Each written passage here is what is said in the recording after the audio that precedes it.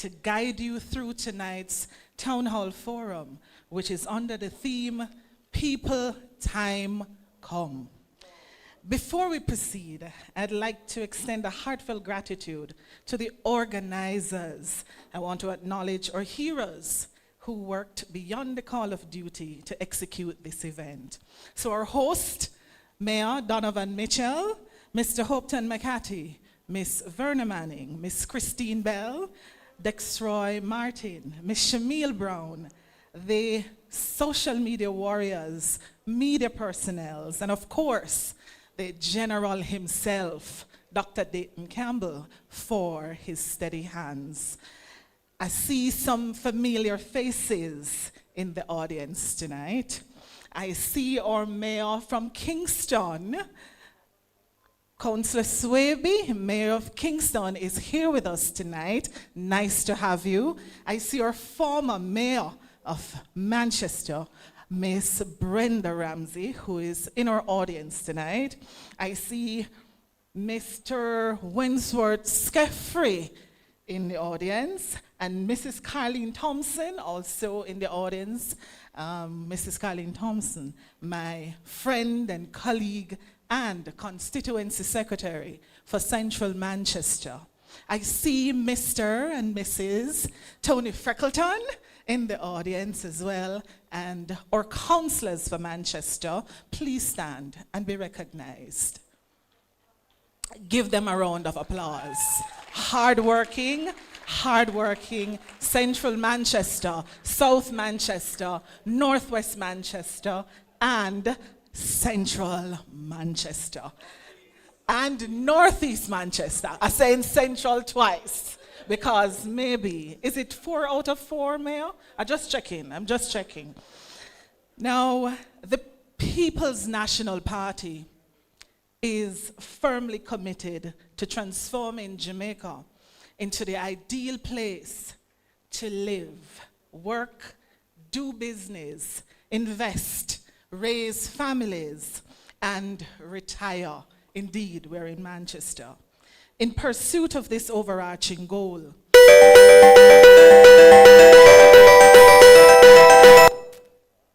okay, it's sealed. In pursuit of this overarching goal, we recognize the growing need to both share more information with the public and actively seek their feedback on the vision, plans, programs, and projects being developed for their benefit.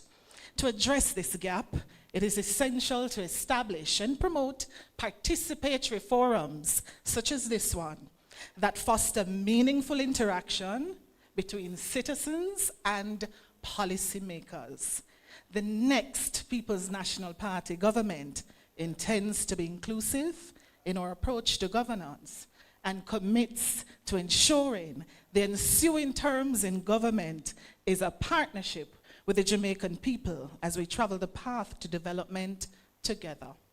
This forum is the beginning of this commitment.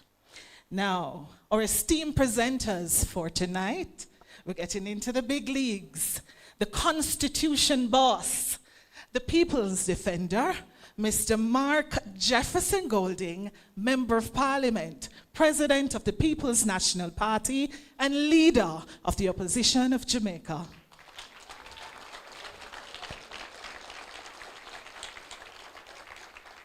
Mr. Michael Phillips, Member of Parliament for Northwestern Manchester and Shadow Minister of Transport and Mining.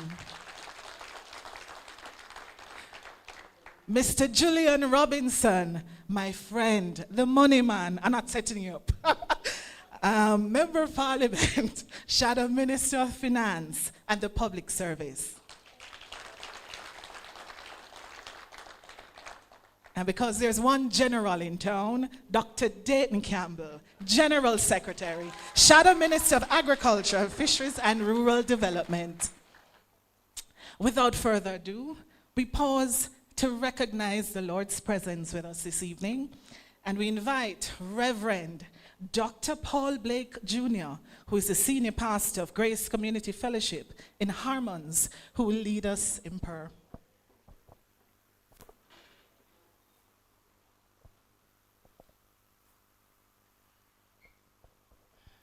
Good evening, everyone. Let us pray.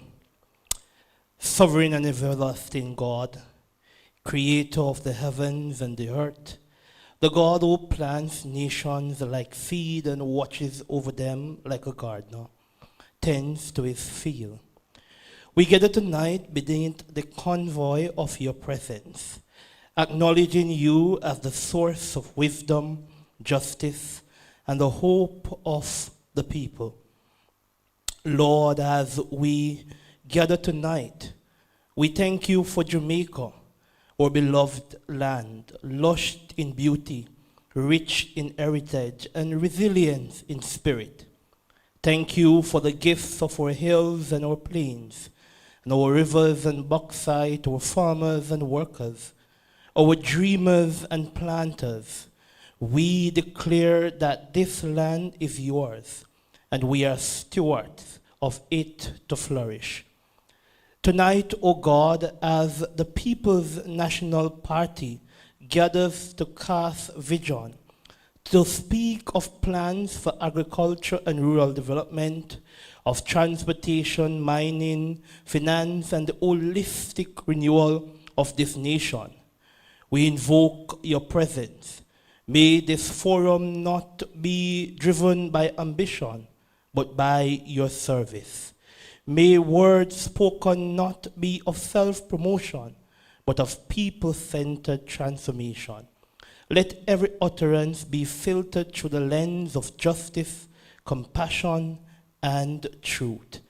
And so, Lord, even we ask for your anointing upon the leadership of this party, especially upon the party leader, the leader of opposition. As he speak, Lord, not just with eloquence, but with conviction rooted in moral courage.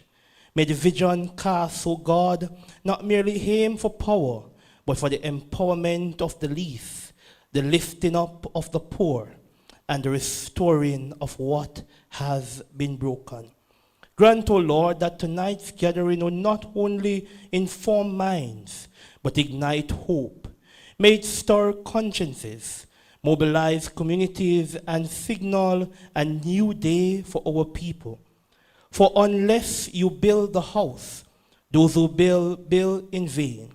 And unless you guide the journey, the destination will be lost. Lord, you have raised up from amongst us leaders who walk humbly, love mercy, and do justice. And may the plans shared tonight be more than policy. May they be a covenant with the people, a promise of equality, sustainability, and peace. Bless every speaker, everyone in attendance, every listener, and every soul that hunger for change. And let your righteous rule down like waters, and your justice like a mighty stream over the length and breadth of Jamaica. It is in your name we pray and ask. Amen.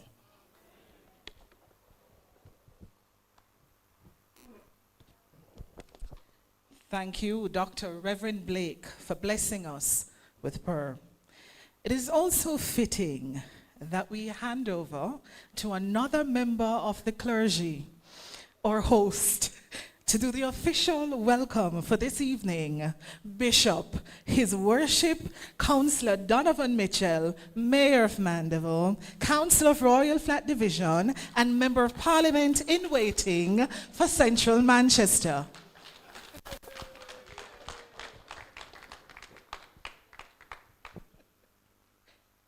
Boy, I almost asked who she's talking about. No, but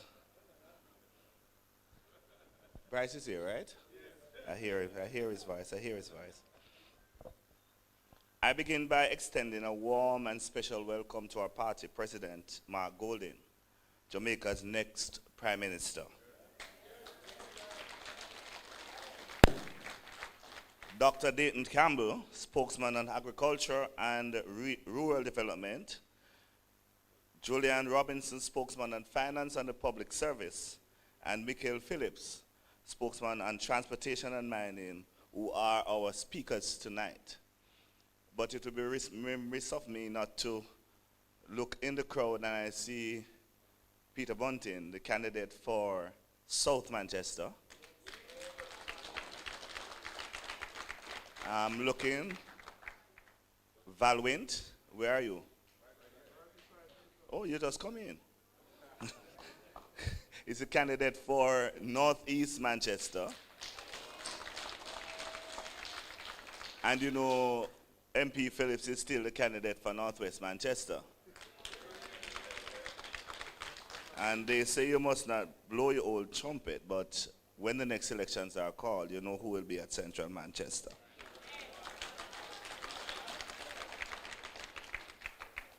I think I see Deputy General Secretary Martin, Dexter Martin, Deputy General Secretary Wensford Skeffrey. Distinguished guests, business leaders, professionals, volunteers, workers, friends from Manchester and across Jamaica. Tonight is about shaping the future because, my friends, time comes for fresh leadership. Time comes for bold, honest representation. Time comes to claim our rightful place of pride and progress in this society. In the words of the great Michael Manley, he says, "There is no power greater than a people determined to rise." And tonight we gather with that determination, ready to build, ready to listen, ready to win. We are here not only to speak, but to hear your ideas, your concern, your vision. Together we will craft a path fueled by your voices, shaped by your dreams, and strengthened by your spirit. So as we talk to you, as you talk back to us, with purpose, with passion, and leave here more edified with a greater understanding of what a PNP government will do for Jamaica. Time come. And as PJ Patterson would say, the will of the people is the ultimate source of strength and authority. Relax, listen, give your feedback, and get answers to your questions. I welcome you all to this, our town hall meeting. God bless you.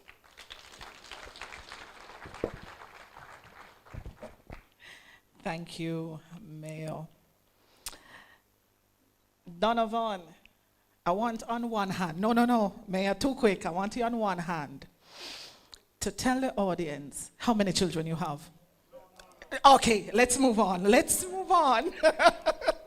Donovan, thank you for your warmth. We'll now take greetings from South Manchester, which will be offered by Senator Peter Murcott Bunting, Shadow Minister of Citizen Security and Productivity, and MP candidate for Manchester Southern, my former boss. The real boss, right? Thank you, Trish. Distinguished panelists, distinguished guests, ladies and gentlemen, comrades and friends. It's my pleasure to bring greetings here this evening. We meet at a time in history when the objective deterioration in conditions in Manchester and Jamaica are evident. Now, some of you may not realize this, those of you who are better off, because if you listen just to the propaganda of the government, you would think everything is going well. Unfortunately, no, I'm good, thanks. Unfortunately, propaganda, misinformation, and lies can't go to the supermarket, can't go to the market, can't go to the grocery store. So the people of Jamaica, or the majority of the people of Jamaica, know that their objective conditions have deteriorated. Poor health care. Anyone who goes to Mandeville Regional can attest to that. Poor educational outcomes. Bad roads. And if anyone wants a tour, I can take them to some concentrated areas in South Manchester. Low investment. Net foreign direct investment in Jamaica today is less than a third of what it was when we left office in 2016. Declining productivity per worker. Since 2007, the productivity per worker for each worker in Jamaica has declined by about 21%, which is why we're stuck in the low skill, low wage gap that Julian Robinson often speaks about. This administration, this JLP administration, has been in power for 14 of the last 18 years. And it's interesting that they only want to talk about the 18 years that started in 1989. They don't really want to talk about the last 18 years for which they've been in office for 14. So we find them celebrating today the fact that the poverty rate was 8.2%. What people may forget is that in 2007, when they took office, the poverty rate was 9.something%. What happened when they took office in 2007, it rocketed to over 20%. And it didn't start declining till the PNP came back into office 2012 to 2016, and we gave them back on a declining trajectory. Now, they're trumpeting, or I should say they're ringing out the fact that they now have 8-point-something versus 9-point-something% poverty 18 years ago. But at that pace, ladies and gentlemen, it would take us over a century to eliminate poverty in Jamaica. They want to campaign on their success in crime. But what do the statistics show? More Jamaicans have been murdered in Andrew Holness's 2 terms than in any other 2 terms in the history of Jamaica. How can they call that a success? And perhaps for those who may be watching from overseas, the most embarrassing thing is that we now have the most corrupt regime in the history of Jamaica. The Prime Minister's integrity returns cannot be certified year after year. We have a Prime Minister under investigation for illicit enrichment, who in response takes the Integrity Commission to court to strike down the very laws that his own government passed, who starves the Financial Investigation Division of resources because a referral to investigate him was made to the FID. This is a regime that goes so low as to thief fertilizer from the peasant farmers. They thief Nutribun from school picnic. They will even steal money from the Bustamante Hospital with this outrageous overcharging by their cronies for a medical drill that is stealing money from sick children. How much lower can we go? And in fact, when Dr. Dawes, our spokesman on health, did his investigation, it emerges that there is a hidden owner of this company that's overcharging taxpayers for this medical drill. The company is actually controlled by someone referred to as A, the letter A. No, don't say Andrew. But until we learn who is the beneficial owner of that company, people will speculate. But ladies and gentlemen, this evening will give you hope. the People's National Party has a proven track record of performance. In this constituency of Central Manchester, when Kirkvine closed, we sought investors to replace Kirkvine, to get life after bauxite, and we brought Sutherland Global to Ward Avenue and to Northwest Manchester to employ thousands of young people. We built more schools. When I was MP in 2 terms, I built more schools in this one constituency than the JP has built in the entire Jamaica in the last 2 terms.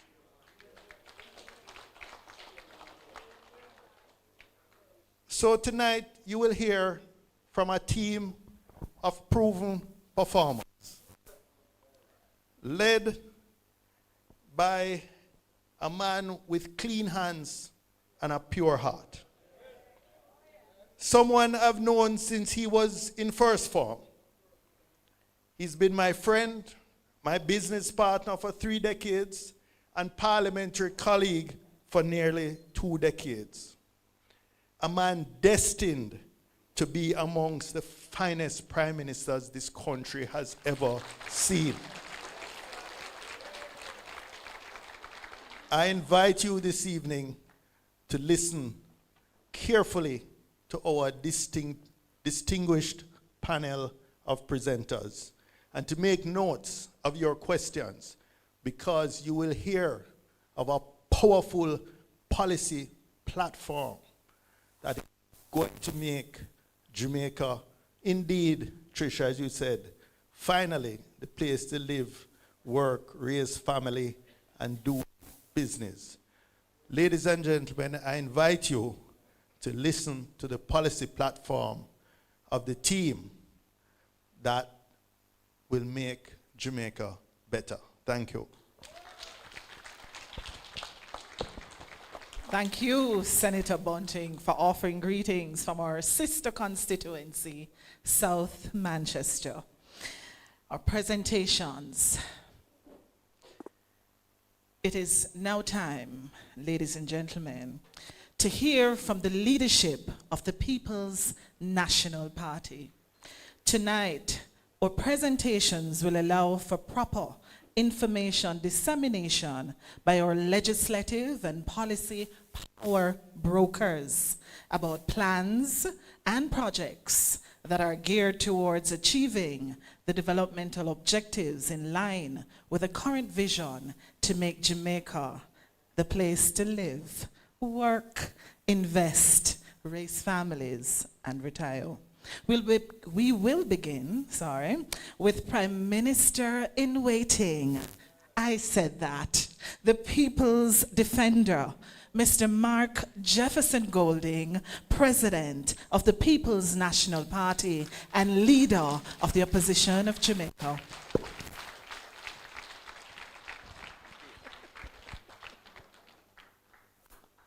Thank you very much, Trish.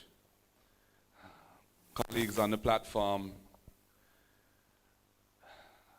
candidates, former members of parliament, and MPs in waiting, mayors, Kingston, Manchester, officers of the party, ladies and gentlemen, comrades and friends.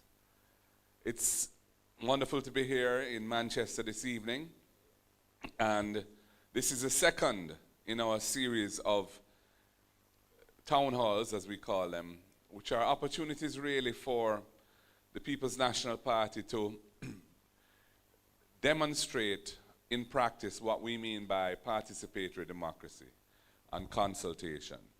So we have created these opportunities where citizens like yourselves can come and hear what some of our plans are, and we will get the opportunity to listen to you, your questions and thoughts afterwards, which are very valuable to us and will help us to further develop and refine our own ideas.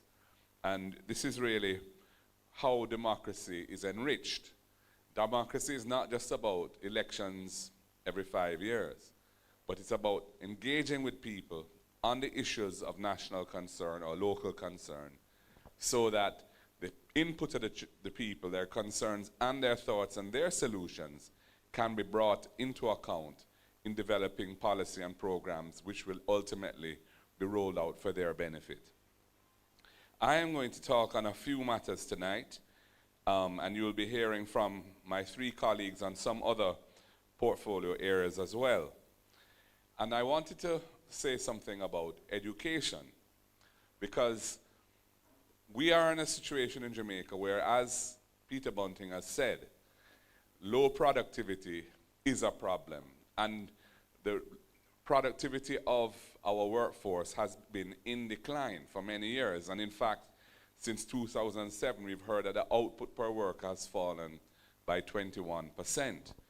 And it's very difficult for an economy to grow and for wealth to be created for our people if productivity is falling. And one of the main reasons or causes of low productivity is the underperformance of the education system and the training system of the country.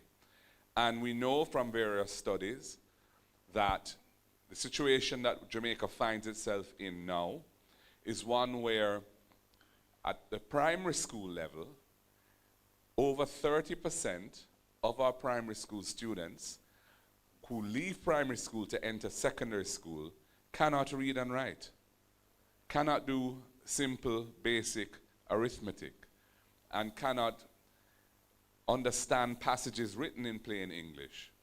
So this is a huge problem. It is not that those children are not bright, but they are lacking the benefit of an education system and a wider system of support which enables them to reach their potential. We cannot develop a nation where we're faced with those kind of statistics. So we are very concerned about that, and we have come up with some policy proposals which,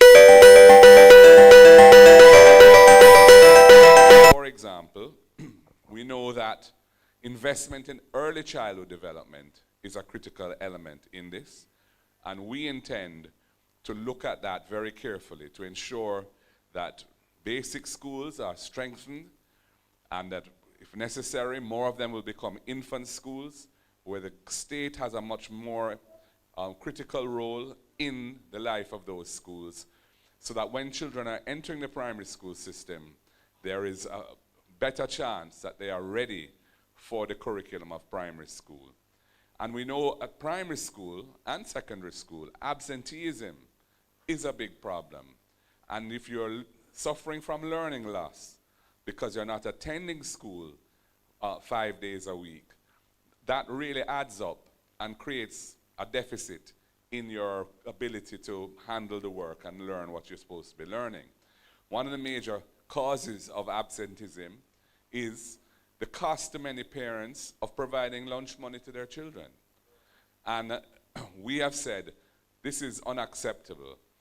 A recent UN report published said that Jamaica is suffering from moderate to severe food security at the level of 55% of our people. Of every 100 Jamaicans living in Jamaica, 55 of them are suffering from moderate to severe food insecurity.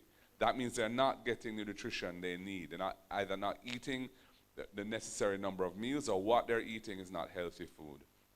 So we are going to expand the school feeding program substantially and ensure that every needy child attending primary school or secondary school will get at least one hot, nutritious meal every day. And that is a commitment of the People's National Party. And our intention is to expand that to include breakfast as well, as the economy improves and fiscal space is created. But we are starting with at least one hot, nutritious meal a day. We know that there is another cause of absenteeism, and that is the cost of transportation, especially for rural school children who may have to take bus or taxi, and they don't have a state-subsidized system. Presently, I believe on the path, around 7,500 students benefit from a subsidy on transportation costs. We are going to expand that substantially to 20,000 households will get that benefit for a student every day. in the form of a weekly subsidy that will go towards reducing the transport costs that they have to bear. And it's going to be a meaningful amount that will substantially cover the cost of going to school and coming back every day of the school week. And we are going to expand that again to the point where we're covering everybody we need to cover as the economy improves. But by starting with 20,000 vis-a-vis what is now on offer, it will be a substantial improvement. We also recognize the importance of tertiary education in terms of offering opportunities for wealth creation for people. And we recognize that in families where they have not had anyone who's attended a tertiary institution, whether it be a university or a college, the chances are that poverty can be handed down from one generation to the next in that scenario.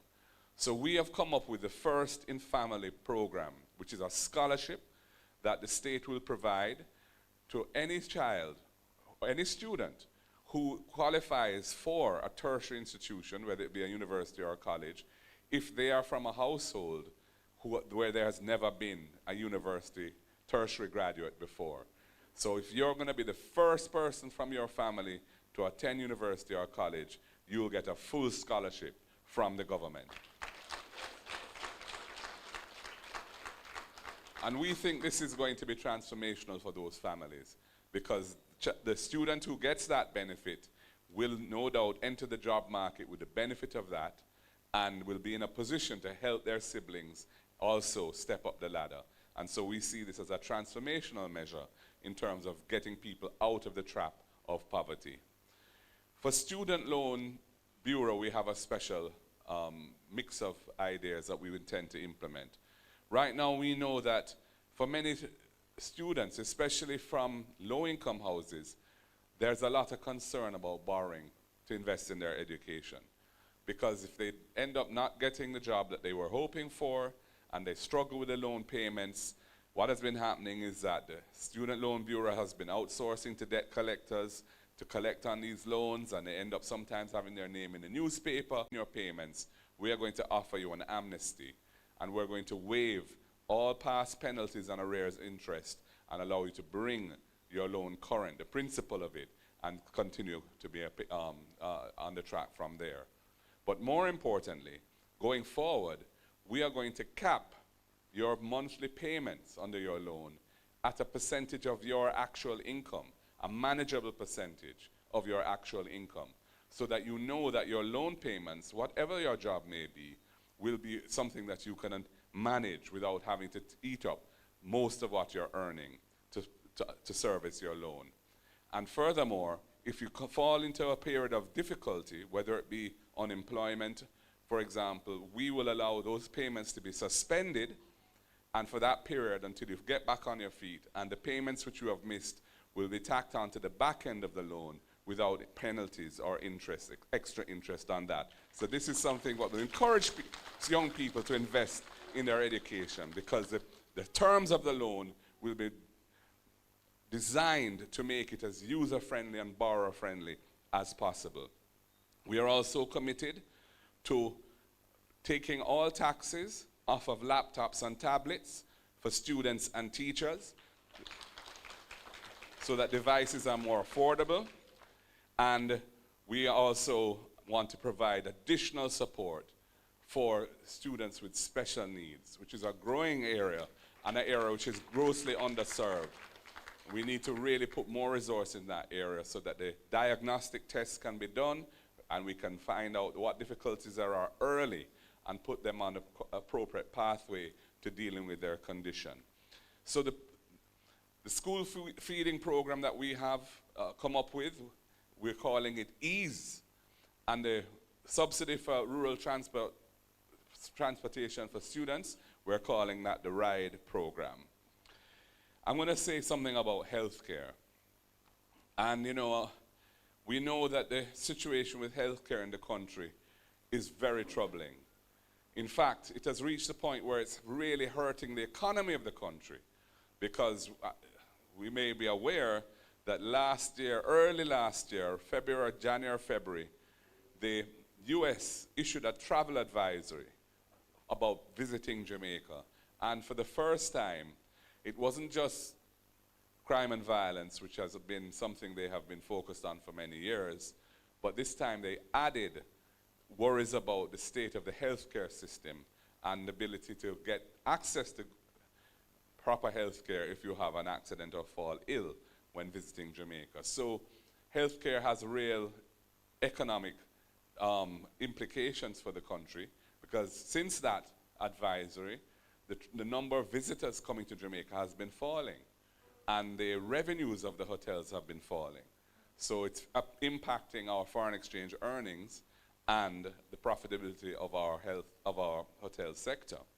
And we know, for example, right here in this region, the mortality rate, the maternal mortality rate, that means women who die in childbirth, has gone up, I think, tenfold since we were last in government.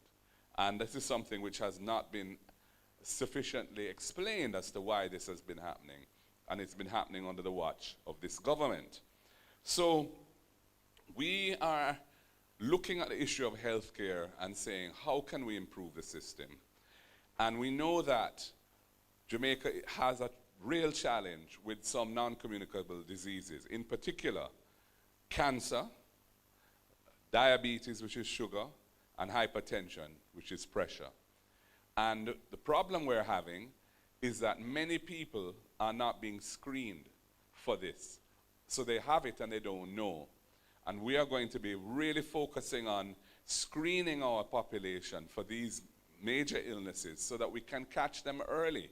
Because when you catch them early, especially things like cancer, you have a much better chance of curing it and pushing it into remission and avoiding the big costs and other problems that are incurred where you catch it late.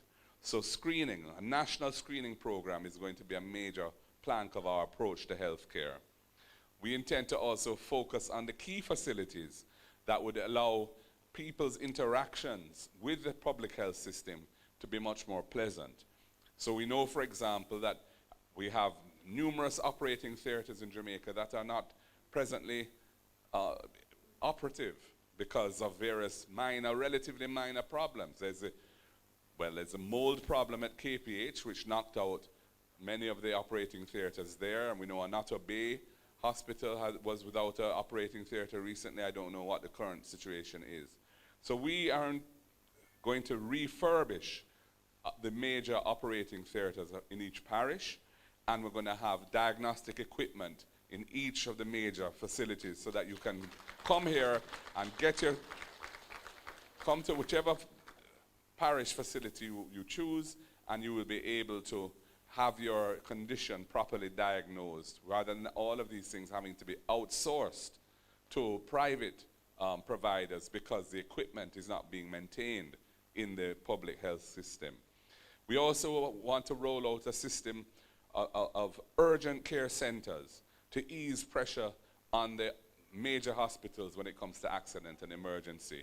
And this is a well-known way of dealing with emergency matters, accidents and so on, and where you can go to a facility. In each parish will have one, and you can address the situation immediately to ensure that life is preserved, the patient is stabilized, and then, if necessary, the patient can then be transported to a hospital for further treatment.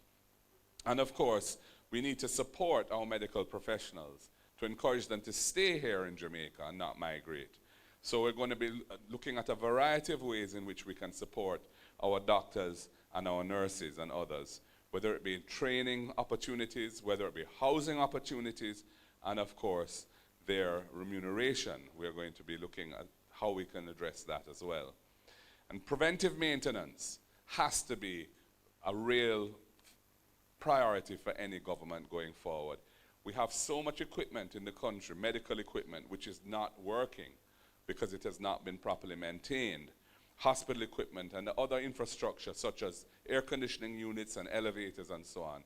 Focusing on the things that will keep those the equipment functional and make sure that their assets are usable for the lifetime that they were intended by the manufacturers. These are important ways in which we can create a much stronger health system and get better returns for our investments in healthcare.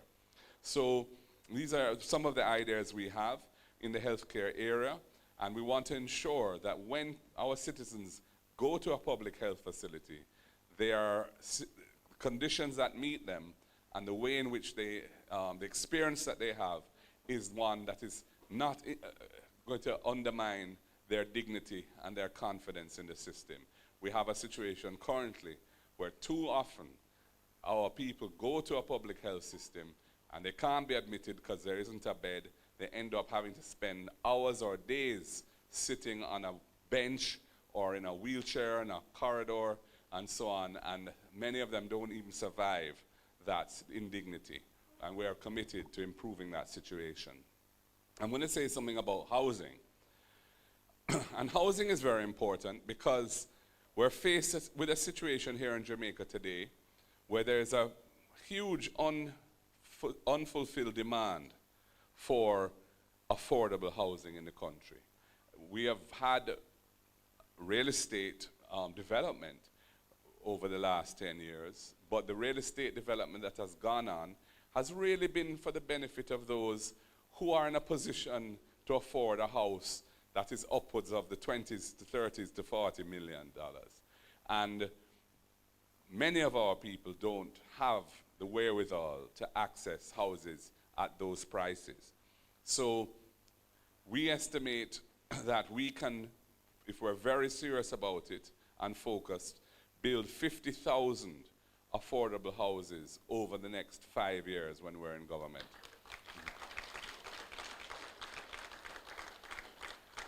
And, you know, we are aware that that would be a significant improvement on what's going on now. The Andrew Holness administration hasn't even built in their period in office 15,000 NHT houses over that period. And so many of our people are priced out of the market. They simply can't afford the $30 million plus houses that the NHT has been building. So how are we going to do this? First of all, we are committed to stopping the annual removal from the NHT of $11.4 billion, which has been going on now for far too long. It started in 2013 as a way that we had to deal with the situation with the IMF at that time. We had committed to doing it so that we could get into an IMF program because it was a very difficult time for Jamaica. The debt of the country was at a much higher level than it is now. And we were committed to doing it for 4 years. At the time, the opposition at the time, the JLP opposition, criticized us heavily for doing that. In fact, an affiliate of theirs brought a court case to try and prevent it happening, but they lost that case. But we were not intending to do it beyond the 4-year period that the law was amended to allow for.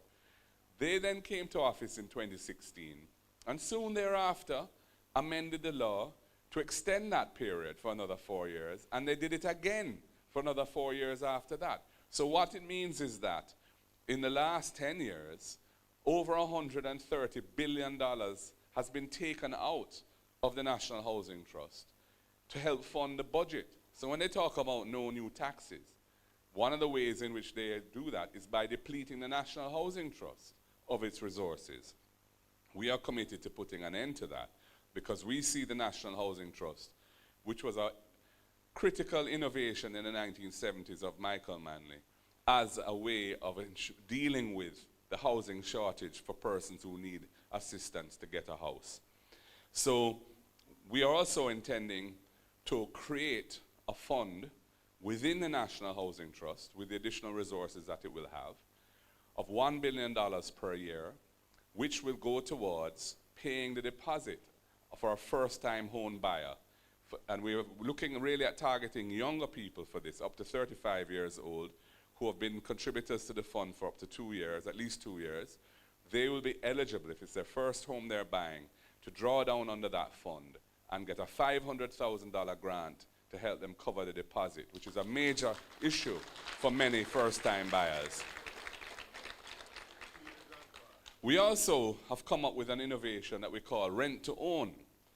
And we are aware that many people who make their money through a little business, a little hustling, or maybe they're working for somebody, but that is not a very well-established business that they're working in. They don't get a pay slip, a formal pay slip, every time they get paid. And they are not, therefore, in a position to prove their income so as to qualify for an HT loan. And we have said, hold on, that affects so many people, we have to have a proper solution for that. And so what we've said is, we will allow persons in that situation to go into possession of the home as a tenant initially, at a level of rental which is equivalent to what the mortgage would be. And if they are able to make, and do make, their monthly payments on a time, for a period of time that we feel is sufficient to show that they can service a loan, and we're thinking of 6 months, at that point we would say they've proved their income without the pay slip. And they can then draw down on the mortgage, become an owner of the property, and move forward on the ownership ladder.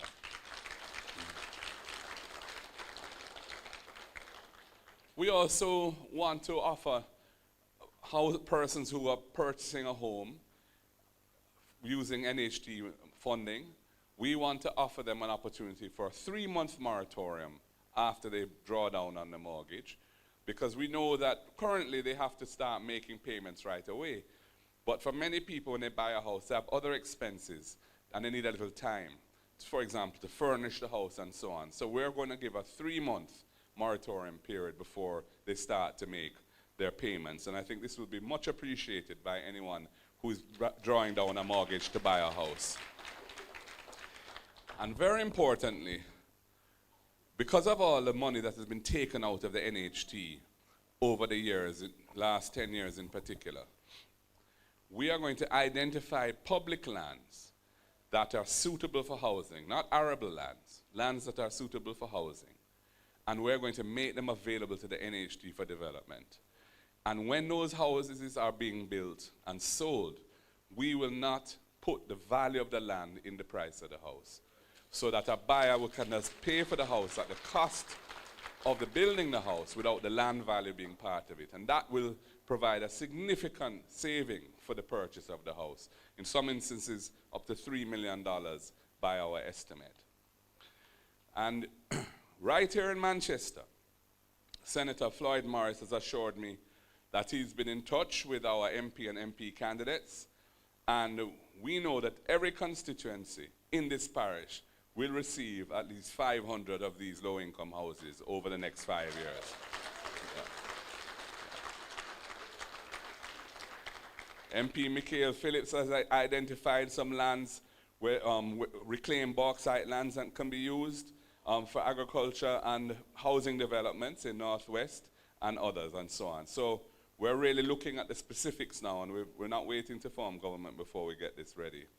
And we have another program, we call it Portia, which is an acronym for a lot of words. But essentially what the Portia program is about is focusing on communities that need renewal, whether it be urban communities or rural communities, including informal settlements. And we will be looking at, first of all, completing all the Operation Pride schemes across the country that have been left unattended, and people are living there. We want to complete infrastructure if the infrastructure is incomplete, and complete the titling process so that they can become owners of those lots. And there are many very successful Operation Pride schemes. I visited several of them, and some of those, the houses that have been built there are wonderful, but there are others where there are still infrastructure needs that need to be addressed, and we intend to do that. But we'll also be tearing down zinc fences and building concrete walls and chain link fences, and we'll be improving sidewalks for senior citizens and persons with disabilities. And ladies and gentlemen, another area that I want to touch on quickly relates to values and attitudes and the moral compass of the nation.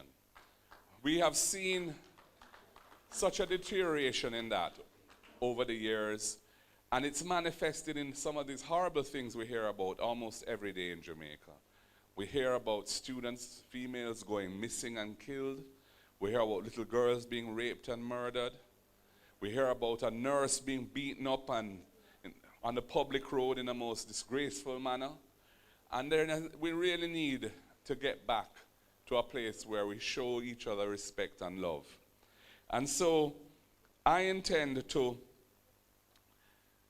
promote a movement that will be led by civil society and the churches and any other well-thinking Jamaicans who believe that this is an important issue, where we're going to be promoting the kind of behaviors and attitudes towards each other that can make us a more loving country, a more caring country, a country where people want to stay and to live.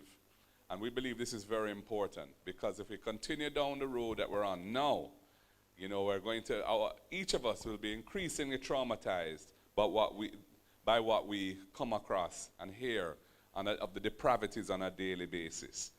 And you know, all of this requires leadership in public life. And I am committed to strengthening the agencies that are there to root out corruption in the country. The Integrity Commission in particular, which is under attack from this government. We are fully supportive of it. We only ask of them that they operate in a proper and ethical manner themselves, and that they follow due process in how they deal with people. But we intend to fully resource them as they need to be, and give them the necessary legal tools if there are any changes that need to be made to the law. You know, we do not countenance a situation in which the leaders of the country are under a cloud when it comes to matters to do with corruption. To my mind, the situation that now exists in Jamaica, where the Prime Minister of the country can't have his integrity declarations certified because there are unanswered questions about how he acquired the wealth that he has, and where that matter is being referred, or has been referred, to the FID, the Financial Investigations Division, which is the financial crimes investigative arm of government, which is being depleted of resources as we speak, no doubt because it suits some of them not to have a robust agency. We are dead against that. We feel that really is a disqualifying factor from anybody seeking to represent people in public life. And Jamaica needs to get to the place where we don't allow that sort of thing to taint our public affairs. And we are committed, and I am committed, to leading a government which is above board, where hanky-panky is not tolerated, and where our members of our government understand that they will, if they're slip, them slide, and there will be consequences. All of our shadow spokespersons in the Senate, in the House of Representatives, and those who are not in Parliament have signed the Integrity Commission's Code of Conduct for Leaders. All of us have signed that Leadership Code of Conduct. Not one of the JLP MPs or senators has signed it. Why, I don't know. It embraces the 7 principles of good governance, which are international benchmarks and standards for running affairs of people properly, and yet they haven't signed it. So they're not really on the right path at all. And the country needs to get a new government which is embracing wholesome values and attitudes, which doesn't have this cloud of corruption, nepotism, and cronyism over it, whether it be a drill or whether it be fertilizer, which was given to the country by the Kingdom of Morocco for our farmers who needed the fertilizer. And then cronies and connected persons are selling it to the farmers who are in distress. This kind of thing is disgraceful, and we can't continue like this as a country. So I say to you, the majority of Jamaicans believe that our country is heading in the wrong direction, and we must change course, not with blame or derision, but with vision and will. Let us build a Jamaica that is just, that is prosperous, and united. Our party has taken principled positions on matters to defend the Constitution in the interest of the people of our country, and the courts have ruled over and over again in our favor. And you can rest assured that we will uphold and defend the Constitution, the rights and freedoms of our people, whatever may come, because that is what we're sworn to do.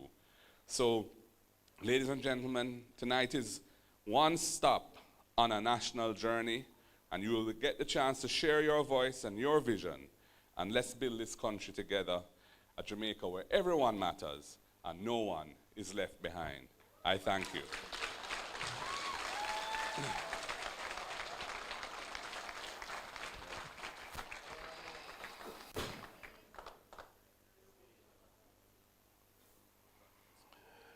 Well, now you know why we're the better team.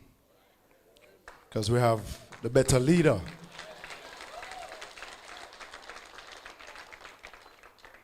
And I have been given the task by the next Prime Minister to speak on the portfolios of transport and mining, and I'll touch a little bit on the works portfolio also. Transportation contributes about 9% to the country's GDP, which is about 23 billion US dollars. So it shows you how important the transport sector is to the country's growth. Most of the time we consider transportation to deal with the movement of people, but it is wider than that. It's about movement of goods. It's have to deal with land, sea, and air. Now, in the 9 years of this administration, they have gone through 4 ministers of transport. And after trying 4 ministers of transport, the sector is worse off than they got it from us in 2016. So, when you look at the JUTC, and I'll just give you a little example. The JUTC in 2016 had a revenue base of about $4.1 billion. In 2024, the revenue of the JUTC was a mere $1.5 billion. In 2016, we were rolling out about 400 buses every day, between 400 and 450 buses. In 2024, there were just above 250 buses, and in some instances below. The JUTC was formed in 1988, great sacrifice by the then P.J. Patterson government, 1998, sorry, by the then P.J. Patterson administration. Great sacrifice, not only to the taxpayers, but to the private investor, the franchise holders. And it is for us, a People's National Party administration, to protect the legacy that was built in the JUTC. When you look at the amount of license that have been given out or been the transport authorities to the route taxis and hackney carriage operators. Today, we have over 100,000 Jamaicans that have been given license. No, we don't have a problem with the amount that has been given license. The issue that we have is that we have a transport sector that neither the private investors, those who have a license, and the 1 million dependent Jamaicans on public transport is benefiting at all. So when you look at the system now, there's inadequate space after giving one a license for him to park. So the transport authority issues a license. Then the same transport authority come to prosecute because not enough space has been provided. It is something that, as a People's National Party administration, we're going to put on the forefront, not only in the Kingston metropolitan area, but island-wide. Because as you have it now, is that the municipal corporations have the responsibility, with no input from central government. And where we don't have enough space, we will have to work with the municipal corporations in ensuring that these spaces are modern space for those operators and for the traveling public. Because we are not choosing Jamaica just now, because we chose Jamaica a long time ago. When you look at the KMTR, for a person leaving Portmore or Spanish Town has to wait about 2 hours to 3 hours to catch a JUTC bus. What we will do is to expand the fleet coming from Portmore and Spanish Town using articulated buses. And we have started, myself and Julian and the comrade leader, have started to do the research to see how it is that we can facilitate and to finance over the period, and how it is that we can introduce light rail from Portmore and Spanish Town going into downtown Kingston, where we're not moving 30 persons on a JUTC bus at a time, but we're moving hundreds at a time. Because if we are to increase productivity, we have to get it right where public transport is concerned.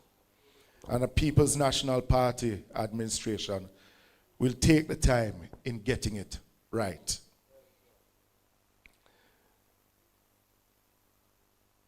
We have, I mentioned it about 4 years ago in my sectoral presentation, about a rural school bus system and also a rural system to move the disabled and just general public. But we believe, since we have 100,000 Jamaicans who are investors in a transport sector, is that we have to find a way to incorporate them in a broader transport system. So we are not against the current school bus system that the minister has rolled out. What we have an issue with is how will we service that rural bus system. One, these buses are over 10 years old. Each of those buses come with over 150,000 miles, not kilometers, miles. If the minister had said that he was going to introduce 10, as others who want to sell buses to the JUTC have to do, because before a Peter Bunting, who may run a dealership, wants to sell buses to the JUTC, he would have to give them at least a minimum of 2 or 3 buses to run in the fleet to ensure that they are able to manage the road system and the load. In this instance, the minister decided to buy 100 buses without testing them on our roadways and seeing if they can work with our topography. But also, to roll out majority of those buses in rural Jamaica, as it is today, the infrastructure is not there, 1, for them to park, 2, for them to be serviced, and 3, for them to be refueled. So let us use, for example, the bus that is running to St. Thomas, to Morant Bay. That bus, once it, what we call dead leg, over to St. Thomas on the last route so that it can come back early in the morning, they have to park it at the police station. At the police station. Because the infrastructure for the JUTC is not there. And as the party leader mentioned in his own presentation, the RIDE program, because we're going a little bit more by saying that we want private investors involved in a rural school bus system, but not only for school children, but for the disabled community. And what we will do is give them a card that they can use with the private operators. And then the private operators come and redeem it. But we will give a subsidized fare to those school children. So it's not only running from Christiana to Mandeville, but it would be from Balaclava to Mandeville, or South Manchester, right across. So it is not limited to only our town centers. So we're expanding it, but it is important that we include our private investors, because for too long we have treated our private investors, our taxi operators, as hustlers, and we want to treat them as investors in a bigger transport sector. So our promise, and there's more for me to say, but I'm presenting on Tuesday in Parliament, so I have to leave some for then. But our commitment is that in our first 100 days in government, we will present to the country a comprehensive transport plan, not only for the Kingston metropolitan area, but island-wide, which will include parking, which will include what we spoke about in the RIDE program for our school children, a comprehensive transport plan for the Jamaican people. Because we chose Jamaica a very long time ago, not just now. The bauxite industry contributes significantly to our GDP and for foreign exchange. We have seen a backward trajectory from this administration on the bauxite industry, be it to issue land titles, be it to do with research, be it to protect the people who are affected mainly by bauxite mining. There are many questions to be asked, because we heard that GISCO would be closed for 2 years. It is going about 5 years now, and we have not heard a thing from the administration on what will happen to GISCO.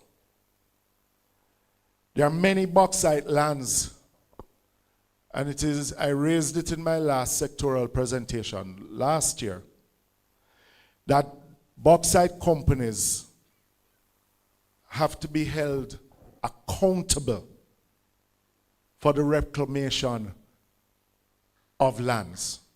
There are too many bauxite lands that are little, if you know the law, is that if, I think it's 5%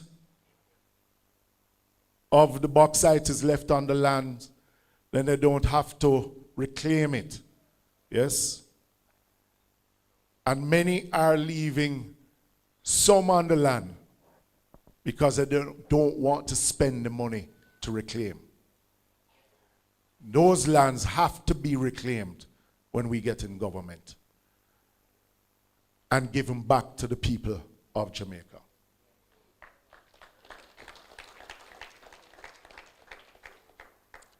But we have to look outside of just bauxite mining, because there are other industries within the mining sector that has to be given attention. Because when you look at the type of mining that is done in St. Ann, medical grade, but we don't have the facilities across the island to be able to expand. So it is something that a PNP administration will have to look at. In what are the new winners within the mining sector? And at the same time, to protect our environment. So we are making a commitment into getting the titles, the hundreds of titles that are still locked up in a safe, in the hands of those who are waiting years to get their titles so that they can build on their land, to borrow money to build a decent house, or to be able to borrow from the NHT to build a house. What we don't want are for these communities that are mined out, left worse off than when the bauxite companies found them. And our duty is to protect the people of Jamaica, and that will be our first duty. I'm going to just touch a little bit on roads. Spark now spark, and reach never reach. The administration has decided to use Spark as a marketing tool, that it is the answer to our road situation. So I did a little research. The NWA would need about $40 billion annually for routine maintenance, and an additional $40 billion annually for periodic maintenance. That's $80 billion. The Spark program is $40 billion over 2 years. 90% of our road infrastructure is classified as bad. So even after the Spark program, probably about 4 to 5 roads per constituency would see any major road works done on it. And in some instances, not the whole complete road.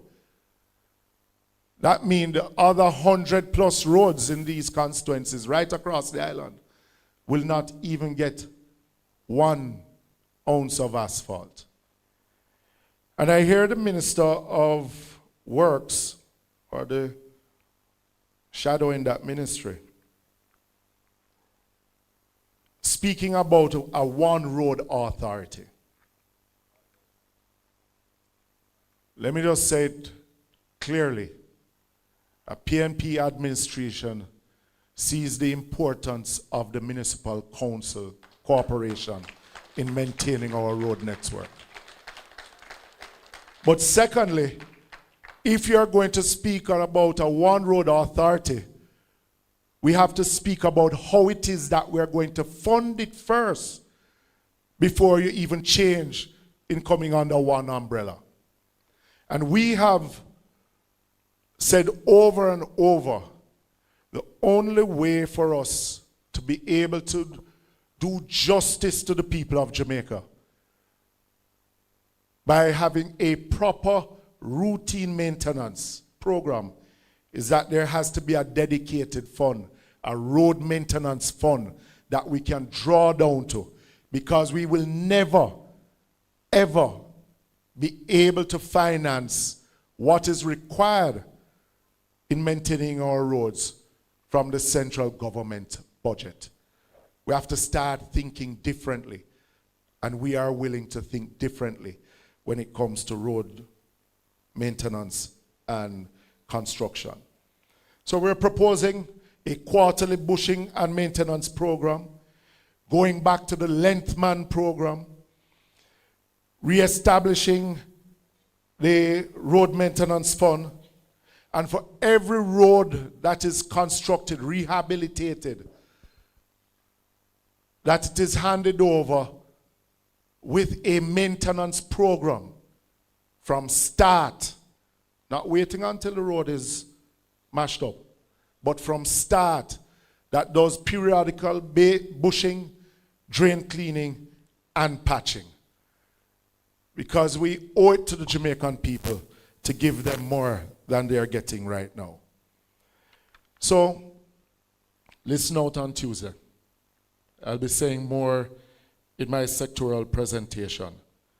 But the time has come for bold leadership, and we are ready for the people of Jamaica to not do things the same way, but in a different way for the benefit of all Jamaicans. Thank you. Thank you very much, Mikhail. I'm just going to give a context as to where we are with the Jamaican economy. We have had an incredible 10 to 15 year period where we have halved our national debt from about 140% to now 68 and trending downwards. And that has been a national effort started by Portia Simpson Miller and Peter Phillips when we came back into office and has continued. It's important to note where it started. It's like a relay, but the heavy lifting started with us. But it's been a necessary but not sufficient condition. The Jamaican economy since independence has grown on average 1% per year. The data that the PIOJ put out yesterday indicated that for the first quarter of 2025, we grew by 0.8 of 1%. The projection for the next 3 fiscal years is 1% growth. That can move the economy forward, that can lift living standards, and that can provide the resources and the tax revenues to provide the social services that all Jamaicans need. So what do we plan to do differently? And we have a 4E plan. On education, the party leader has already spoken extensively about that. So I'm going to go to next, energy. It's impossible for us to grow our economy at when the cost of energy is as high as it is. We are paying on average about US 40 cents per kilowatt hour. Important to note, when we left office in 2016, we were about 23, 24 cents. Now, a lot of people we measure corruption by how much them thief, and these people have stolen a lot. But we don't measure corruption by the destruction of institutions and the impact it has on our sector.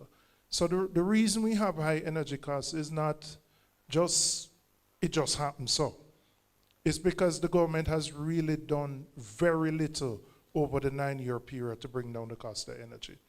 So when we were in office, we had issued requests for proposals for renewable energy. That was in 2013. That led to the build out of new solar farms, the expansion of Wigton, which ultimately is the only way we can bring down the cost of energy because we import heavy fuel oil and LNG. It's taken the government 8 years to put out additional requests for proposals to add new renewable energy to the grid. And those companies were selected last year, and the build-out will probably take another 18 to 24 months. And so that build-out will happen when we are in office. But you can't bring down the cost of energy when you take 8 years to issue an RFP. You have to be doing this every 2 to 3 years. And so our commitment is to bring down the cost of energy by ensuring that we add renewables to the grid, but also to look at the JPS license and to make changes to how it operates. There's something called net billing where you get a license if you generate your own electricity by solar or wind and you sell back to JPS. The rates that are given to individuals and companies are woefully inadequate and don't provide an incentive for persons to participate. We have to revisit that. We have to look at something called wheeling, where if you're a business with multiple locations, you can provide, if you can generate energy in one location, you can provide it to your other locations. We have to ensure that our special economic zones, that players in the special economic zones can generate and provide their own electricity. We also have to deal comprehensively with the issue of electricity theft, which adds about 20% to our electricity bills. We started a program back in 2014. It really didn't continue, again, mainly because of the corruption. They had to close down Nessal after them thieved that up and corrupted it. And so the level of investment needed to rewire houses, install prepaid meters, that wasn't done. They have now announced a program that they're going to try to do what really should have been done over a long period of time. So the second E is energy, and Philip Powell, who transformed our telecom sector, has really given a lot of thought and effort into what we will do when we get back into office. And it also impacts cost of living, because if I ask you what is the largest bill that you pay, it is going to be your electricity bill. The third E relates to efficiency. Government is the largest player in our economy. And what we've seen over the last 3 years is that this government has been unable to spend what is called the capital budget. You have two types. You have your capital and your recurrent pays salary and other expenses. Your capital goes to building new roads, hospitals, etc. In fact, last year, they underspent the capital budget by $19 billion out of a capital budget of about 50. We are committed to making government more efficient in what is called the public investment management system. So it doesn't take 2 years for a project to go through that evaluation to determine whether you go ahead. I think it took them 3 years to make an assessment on the Troy Bridge before work could start. You can't run an efficient economy that way. We're also going to look at the procurement system while preserving the integrity of the system to ensure that we can get projects out more quickly. Because if government can't spend its own money, it impedes the level of growth that you can have. And one of the biggest impediments to growth is how this government has structured itself, with the Prime Minister at OPM and as Minister of Economic Growth, having control of the largest chunk of ministries, agencies, and departments, which has created a bottleneck where simple approvals have to go to the Prime Minister's desk. And so projects are held up for inordinate periods of time, simply because one person has to sign off on them. So efficiency is an integral part of how we plan to move forward. We recognize that for any economy to grow, businesses need access to funding. And we have seen the nature of the banking sector in Jamaica is that it's dominated by the two large banks who control about 70% of the market.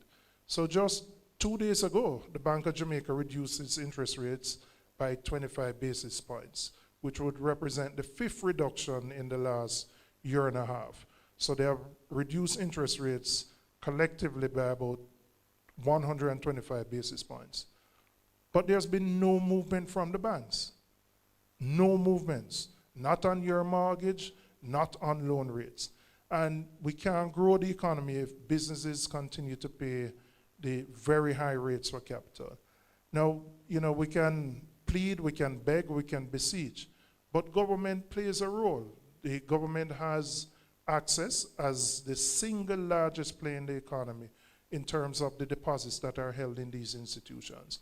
We are saying we're going to implement a system where those deposits don't automatically go to the two largest banks, but we have a mechanism where there's equitable distribution of those deposits. Because even if new players enter the market, once the two largest players who control the market have access to those deposits, then there's no incentive to respond to the Bank of Jamaica when they reduce interest rates. And even, it's something I propose. There was some pushback and criticism, but the Ministry of Finance just 2 weeks ago issued a request for a proposal to examine a system that will ensure that we have more equitable distribution of government-held deposits, which should increase the competitiveness of the banking sector so that the banks can be more responsive to movements in the policy rates. We have also made a commitment that we will eliminate over a 5-year period the asset tax, which has been a burden on banks and which was introduced initially because we had to run a very high fiscal surplus in the 2012-2016 period, but the current government has maintained. So efficiency is a central part of what we plan to do. Our fourth E relates to our emerging economies. And the emerging economies really revolve around our cultural and creative industries. The types of industries that have made Jamaica punch way above its weight. Or musicians, or artists, or painters, or potters, or athletes. All of them who contribute significantly to brand Jamaica, but who earn significant sums of foreign exchange. It's a very informally organized industry. We are going to establish a fund of $1 billion that will support the cultural and creative industries. We're going to provide the support in terms of not just funding, but helping people with their business plans, converting ideas into a business so that they can grow those businesses. And we'll provide the technical support as well to help those industries. So we're looking at industries that can provide the platform for growth. The cultural and creative industries is one. Agriculture, but I'll leave Dayton to speak to that. Logistics. Jamaica is ideally located that when you come out of the Panama Canal, we're the first country that you hit, and then we can act as a port for many different things. Transshipment, legitimate transshipment. We do other forms of transshipment, but legitimate transshipment, but also for value-added manufacturing, for assembly of different components in electronics, etc. Ship repair, which is now taking place. So there are a number of industries that we can develop, and there was a logistics master plan that was developed when we left office, but hasn't really been implemented. And those are the kinds of jobs which are going to be the high-tech jobs where people can earn good salaries and will want to stay in Jamaica. Because Jamaica, and Peter Bunting said it, we are stuck in a low wage, low productivity, and low growth model.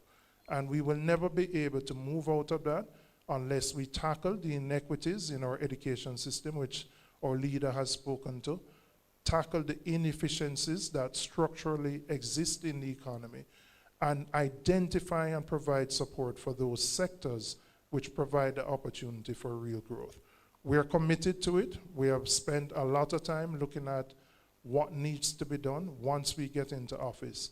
And we are confident that we can move our growth rate from the 1% and 2% to 4% and 5% and 6%, earn the tax revenues that are needed so that we can improve our health, our education, our public transportation, and all the other sectors which are critical to the kind of economy that we want to create, where all Jamaicans feel comfortable to live, do business, and bring up their families.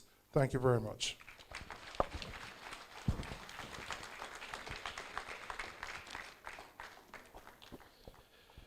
Good evening. Everybody's still with me? Let me say to our future Prime Minister, in the next coming weeks, we will go to King's House for the swearing in of Mark Jefferson Golden as the Prime Minister of Jamaica. My colleagues on the platform, brothers and sisters, greetings.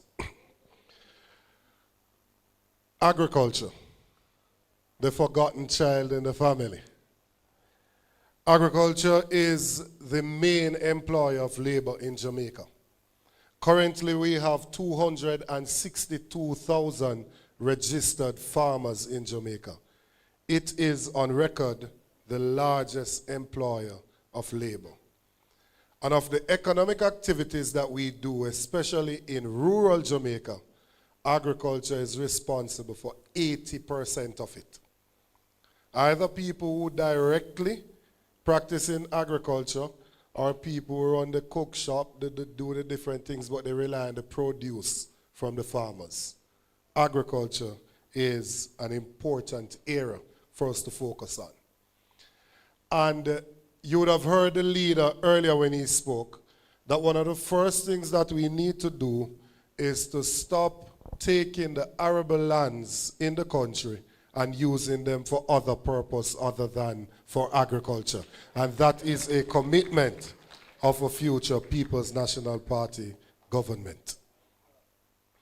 In terms of making land available to people as well, we do not believe that we should continue in a situation where you have grown to see father and grandfather and mother and grandmother farming in a little square with pickaxe and machete and those other things, and they're dirty and they're still in poverty. So what we want to do is to look at an inventory of all the arable lands in the country and then to see how we can make leaseholds available to farmers so you can lease a good plot up to 5 acres of land and go out there and produce to feed our nation. A few years ago, we did agro-parks.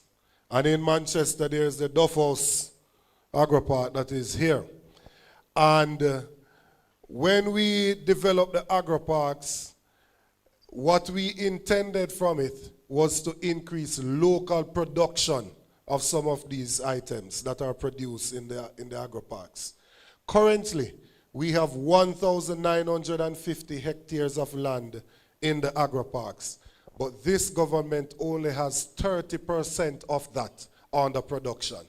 These agro-parks have in the infrastructure, they have road, they have drainage, they have water, yet still only 30% of the land in the agro-parks are currently being used for any form of production.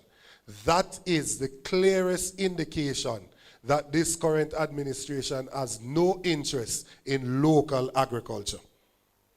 That has led to them importing, which is now detrimental to our local farmers. If we look at the country's importation bill, when we left office in 2016, we were importing $834 million worth of farm produce into the country. Last year, the import bill went up to $1.6 billion, almost a 100% increase over the last 9 years under this administration. They have absolutely no interest in supporting local agriculture. We later learned that former members of parliament of that side are given import licenses to bring in onions when they have never planted anything for a day in their life. So we have said, when we look at the maths, we realize that when you import food, and don't let them fool you that it is the price of the goods that has gone up that has caused the increase, because the increase in the tonnage is roughly the same. We have looked at the numbers and we have realized that when we import those items, you pay tariff, yes? And who didn't know what that was, you know now since Brother Trump is elsewhere. And from those tariff and stamp duties, we have collected on average $707 million over the last 10 years. We are going to take 2.5% of that to put into a dedicated fund for agriculture. Health has the National Health Fund. Tourism has the Tourism Enhancement Fund. Technology has the Universal Service Fund.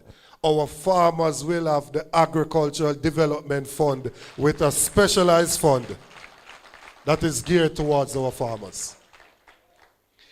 And because our leader knows that agriculture is so vital to our people, he has said that when we put that fund together, we must ensure that a percentage of it goes to the PC bank so that we can give loans to our farmers so they can go out there and produce.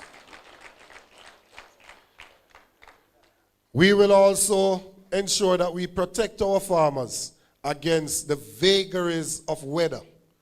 Different things that happen, rain and storm and drought and all of those things. Every other business that you operate in, they have some form of insurance. Our farmers are left out there on their own. Storm come, drought come, they lose everything.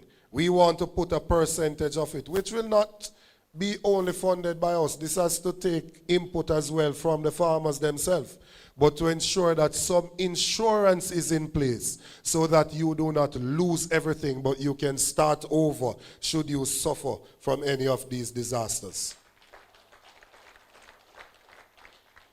A vital thing that we need to look at as well is the issue of land preparation. You're not going to attract as many persons to come and work on your farm as we were able to do 10, 15, 20 years ago. And additionally, we need to adapt with time. And so, what we are going to do is to look at the heavy production areas And we are going to ensure that we buy the heavy-duty equipment and put them in those areas so that the farmers can get assistance with land preparation. So the Irish potato farmers up in Devon, in northeast Manchester, will be able to get some help with land preparation.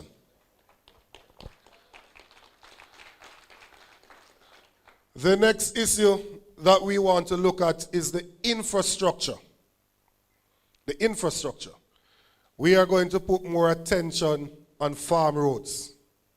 When you ask the next PNP government for assistance with farm road to get to your farm, we will not offer you a donkey nor a mule. We are going to ensure that we build farm roads so you can get to your farm and take out your produce from your farm. In the area of irrigation, in Jamaica, we have 120,000 hectares of arable land, land that is suitable for farming. Only 15% of it is currently under irrigation. Whenever anybody talks about it, the minister loves to jump up and say what he's doing in the southern plains of Clarendon or for Essex Valley, not taking note of the fact that it was the National Irrigation Development Plan of the PNP from 1998 that outlined the 51 schemes that we are to build across Jamaica, and that they have been tardy in building out those. So we are going to put a special unit in the ministry that is their only duty to complete the implementation of the National Irrigation Development Plan. It is our desire in our first term in office to move the percentage of land that is under irrigation up to 25%. It is an ambitious target, but we are people who were born with ambition. We will also look at how we can create other systems. Michael Manley was on to something from in the 70s of microdams. We're talking about ponds as well. From the Agricultural Development Fund, we'll be able to help farmers to dig ponds in the different areas, and for them to be able to get pond liners if it is not clay, and then get the necessary irrigation pumps so that they can get irrigation on their farms. So whereas in Duffhouse, Peterby in South Manchester, they can grow scallion and thyme because they have good irrigation. The other areas in South Manchester needs to benefit from irrigation as well so that they can have good produce. In the area of storage, in Jamaica, after taking on all the risk and finish producing your things and you harvest it, you reap it, people still lose 30% of their produce because of a lack of storage. 30%. And that's at the farm gate. Because by the time you take it to the market, and you take it to the house, the post-harvest loss in Jamaica is over 50%. But at the farm gate, you lose 30% of what you produce because we do not have sufficient storage. It is obviously sensible to look at the country and do an inventory and see where we can build out proper storage facility. They're doing a storage facility in Southeast St. Elizabeth now, but that's not enough. We believe that in the heavy production belts, we believe that you can put a 40-foot container that is solarized in those areas and allow the farmers to have temporary access to somewhere that they can store their produce whilst we do the inventory and build out the storage. Because when you produce, you should not be forced to sell your produce for what left, for little than nothing, because there's a glut on the market or you don't have storage. You should be able to store it, and when the price is right, you can sell it and make adequate returns so you can take care of your loved ones. In the area of Pray There Lastly, we want to put Pray There Lastly under the Proceeds of Crime Act, so that when somebody steals from you and they are convicted of stealing, then the courts can give the order for us to liquidate what they have so we can return the farmer to the state they were in before the thief came into their life. It should not continue where you have your 25 goats and a man come and thief your 25 goat and then get a suspended sentence. That man that thief your 25 goat, if the markets him have, let us sell the markets and buy back the 25 goats to give to the farmer. We also want to look at a proper agriculture management system. In 2025, it ought not to be that the Minister of Agriculture cannot wake up in the morning and know how much Irish we have in Huntley under production in northwest Manchester, or how much escallion we have over in Duff House, or how much sweet potato we have, or yam we have up in Craighead. We ought to know or what we have growing in banana grown in central Manchester. The Minister of Agriculture is to know what is under production, when it will come to maturity, and what will be the expected yield. That way we can plan and control the permits so that we do not allow permits when our local farmers have produced the items. That management system should also link into the hotels and to other final distributors of the items so they can see what is out there and they can make their arrangements with the farmer. Currently, people sit in the middleman, and they earn all the money. The farmer goes out there and produces an item. They come to the farm, him take all the risk of the rain mashing it up, of people thieving it, of people, animal coming over there, of pests, disease, all sorts of things. When the item comes, he gets $40 per pound at the farm gate. You go to one of the supermarket chain and you see the same item I sell for $160 a pound.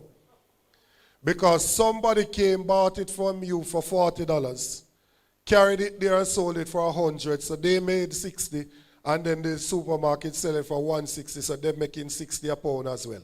And the farmer that did all the work only made $40, and they put in all the input into it. We want to put the farmer directly in touch with the final distributor so you can get value for your hard work. The school feeding program that the leader spoke about, that we want to provide a warm meal to every needy child that is in school, that will see PNP, next PNP government spending $9 billion more than the current school feeding program. That school feeding program, what we want the schools to do is to give us the menu for the entire semester. My son goes to a prep school and I know on July 5 what are the options for his lunch. We want the schools to give us the menu. And then once we know what the items that are needed, we will know that we are going to need 500 pounds of pumpkin, 400 pounds of Irish. We will then meet with the farmers, send them to produce, and they will have a guaranteed market to sell their produce into the school feeding program. That $9 billion will be spent with our local farmers. We want to put forward as well our SMART program, Sustainable Management of Agriculture through Research and Technology. It is time for us to incorporate technology into what we are doing. 20 years ago, nobody knew what this was because it didn't exist. Now we can't live without it. Everybody in here has checked this at least one time since evening. We must incorporate technology into what we're doing. We must use drones to spray, to fertilize. We must use hydroponic systems to grow. And let me give you a little example. A hydroponic system just the size of this hall. I can set up a 5,000 plant hydroponic system the size of this hall. And if I'm growing lettuce, it is going to take me 4 to 6 weeks for it to mature in the hydroponic system. It would have taken 10 weeks in the soil. If I decide that I want to have some to sell every week, let me use 4 to 6 or let me use 5 weeks. I am going to plant 500 every week so that in a 5-week period, I'll get to my 2,500. If each lettuce gets to 1 pound and I can sell it for $250 per pound, it means that I would have 500 by 250, which is what that? $125,000 that I would make per week. Times 4, that's $500,000 that I would have made for the month. Way more than people are making in school as teacher, in hotels, in BPOs, and all of these sectors. And hydroponics is hot boy and hot girl farming, you know. It's hot boy and hot girl farming, you know. You can do it with your nails. Yes? There's no soil involved because you really only need 3 things for crops to grow: water, sunlight, nutrients. So what we want to do is to be able to assist especially our young people for them to be able to acquire these systems and go into production. The next PNP government after 2 to 3 years should be able to identify how much Irish potato we consume, how much onion we consume, how much lettuce we consume, and we should be able to grow enough to satisfy the demand that is there and become self-sufficient in the production of those items. We want to also look at an agriculture-free zone, locating it in the special economic zone with export-led production. There are several items that we have a competitive advantage in, that people are clamoring for it anywhere in the world, especially our spices, ginger, turmeric, pimento, nutmeg, those items. And also some of the items that we can grow in orchards, breadfruit, ackee, mango, avocado. Those are things that we can put our people to produce and they can become rich. This is not fake prosperity. 1 acre of ackee can make you $2 million per year. 1 acre. And the international demand that is there, we cannot produce enough to satisfy it right now. So if you put 10 acres of ackee in an orchard, you can make $20 million per year. Agriculture is what we are going to use to take our people out of poverty.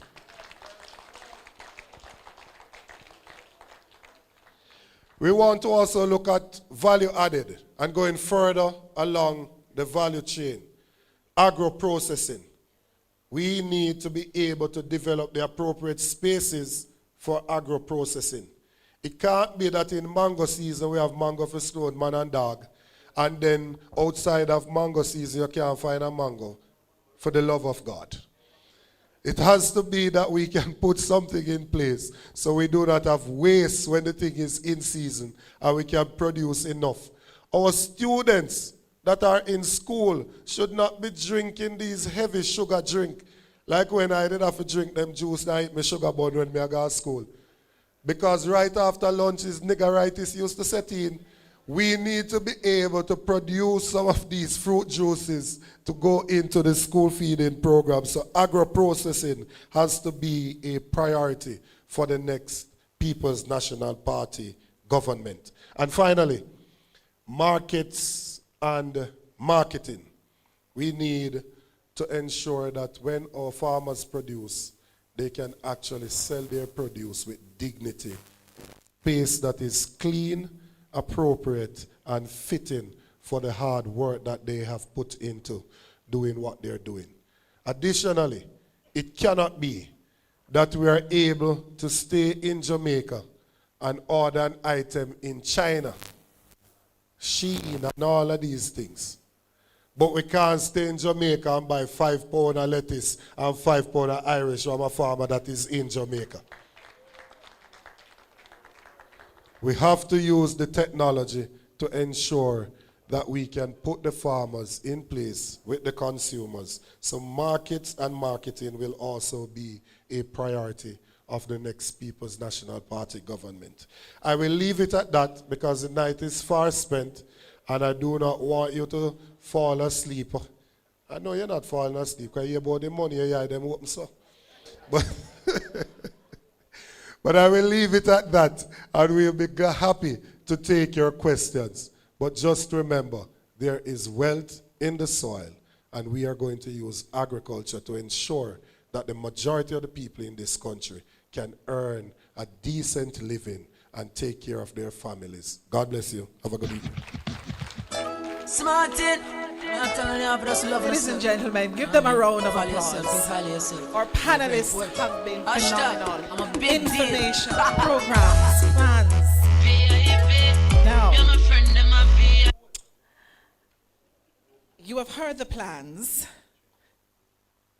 It is now your turn.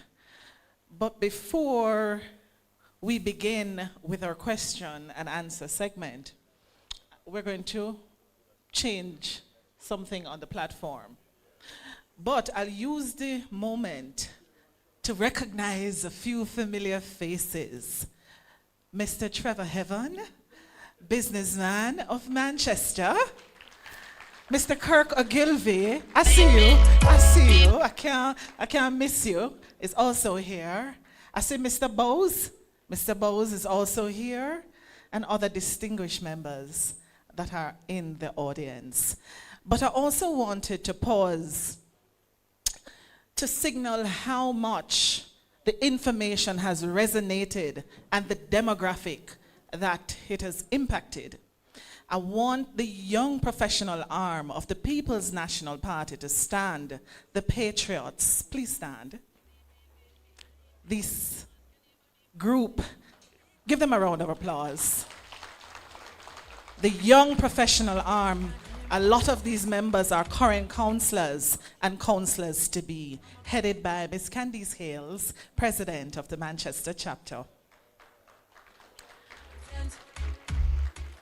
I want now the People's National Party youth arm to stand. Our young people, give them a round of applause. They are here to hear the plans and the messages and to bring it back to their communities. Look at them. They're all here, young and proud and engaged in the process. Thank you. Now, it is your turn. It is your turn to participate. Now for our question, answers, and recommendation segment. This is, in fact, a response to the presentations outlined with our presenters, them being able to respond accordingly, ensuring that you're not only informed, but are aligned with a correct reflection of any information relevant to the next administration's plans for action. We ask that contributors state their names and where they're from for the record. Now, ladies and gentlemen, I ask please keep your questions and recommendations very short and to the point so we can get around the room. Thank you, and let's begin. Mr. Dexter Martin, who is center, will assist you with a microphone if you have any questions at this time for any of the members of the panelists.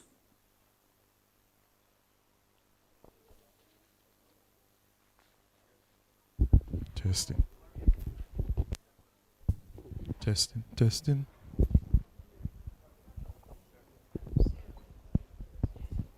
Microphone. Testing. Hi, good evening. My name is Sheree Lambert. I am from Mandeville. I'm a little bit nervous, so stay with me. I have my notes, but I'm going to put it down. All right. So I'm wearing purple today because of domestic violence. I heard the party leader mention that we need to revise morals and values in the society. Now, in 2022, domestic violence rose to over 54%. Now, I think in 2024, it was over 8,600. That's the number of domestic violence cases that's reported. So can you imagine those that are not reported? Because some people are ashamed to really admit it. Now, if you look in here, they're mostly females, and we're all cute. But 1 in 4,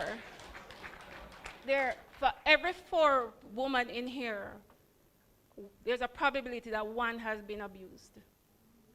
No, and that is, if we not take it serious, we're doomed. And one very uncomfortable fact, I'm gonna make everybody in here very uncomfortable right now, our children are the next set of abusers. So what are we gonna be doing about that?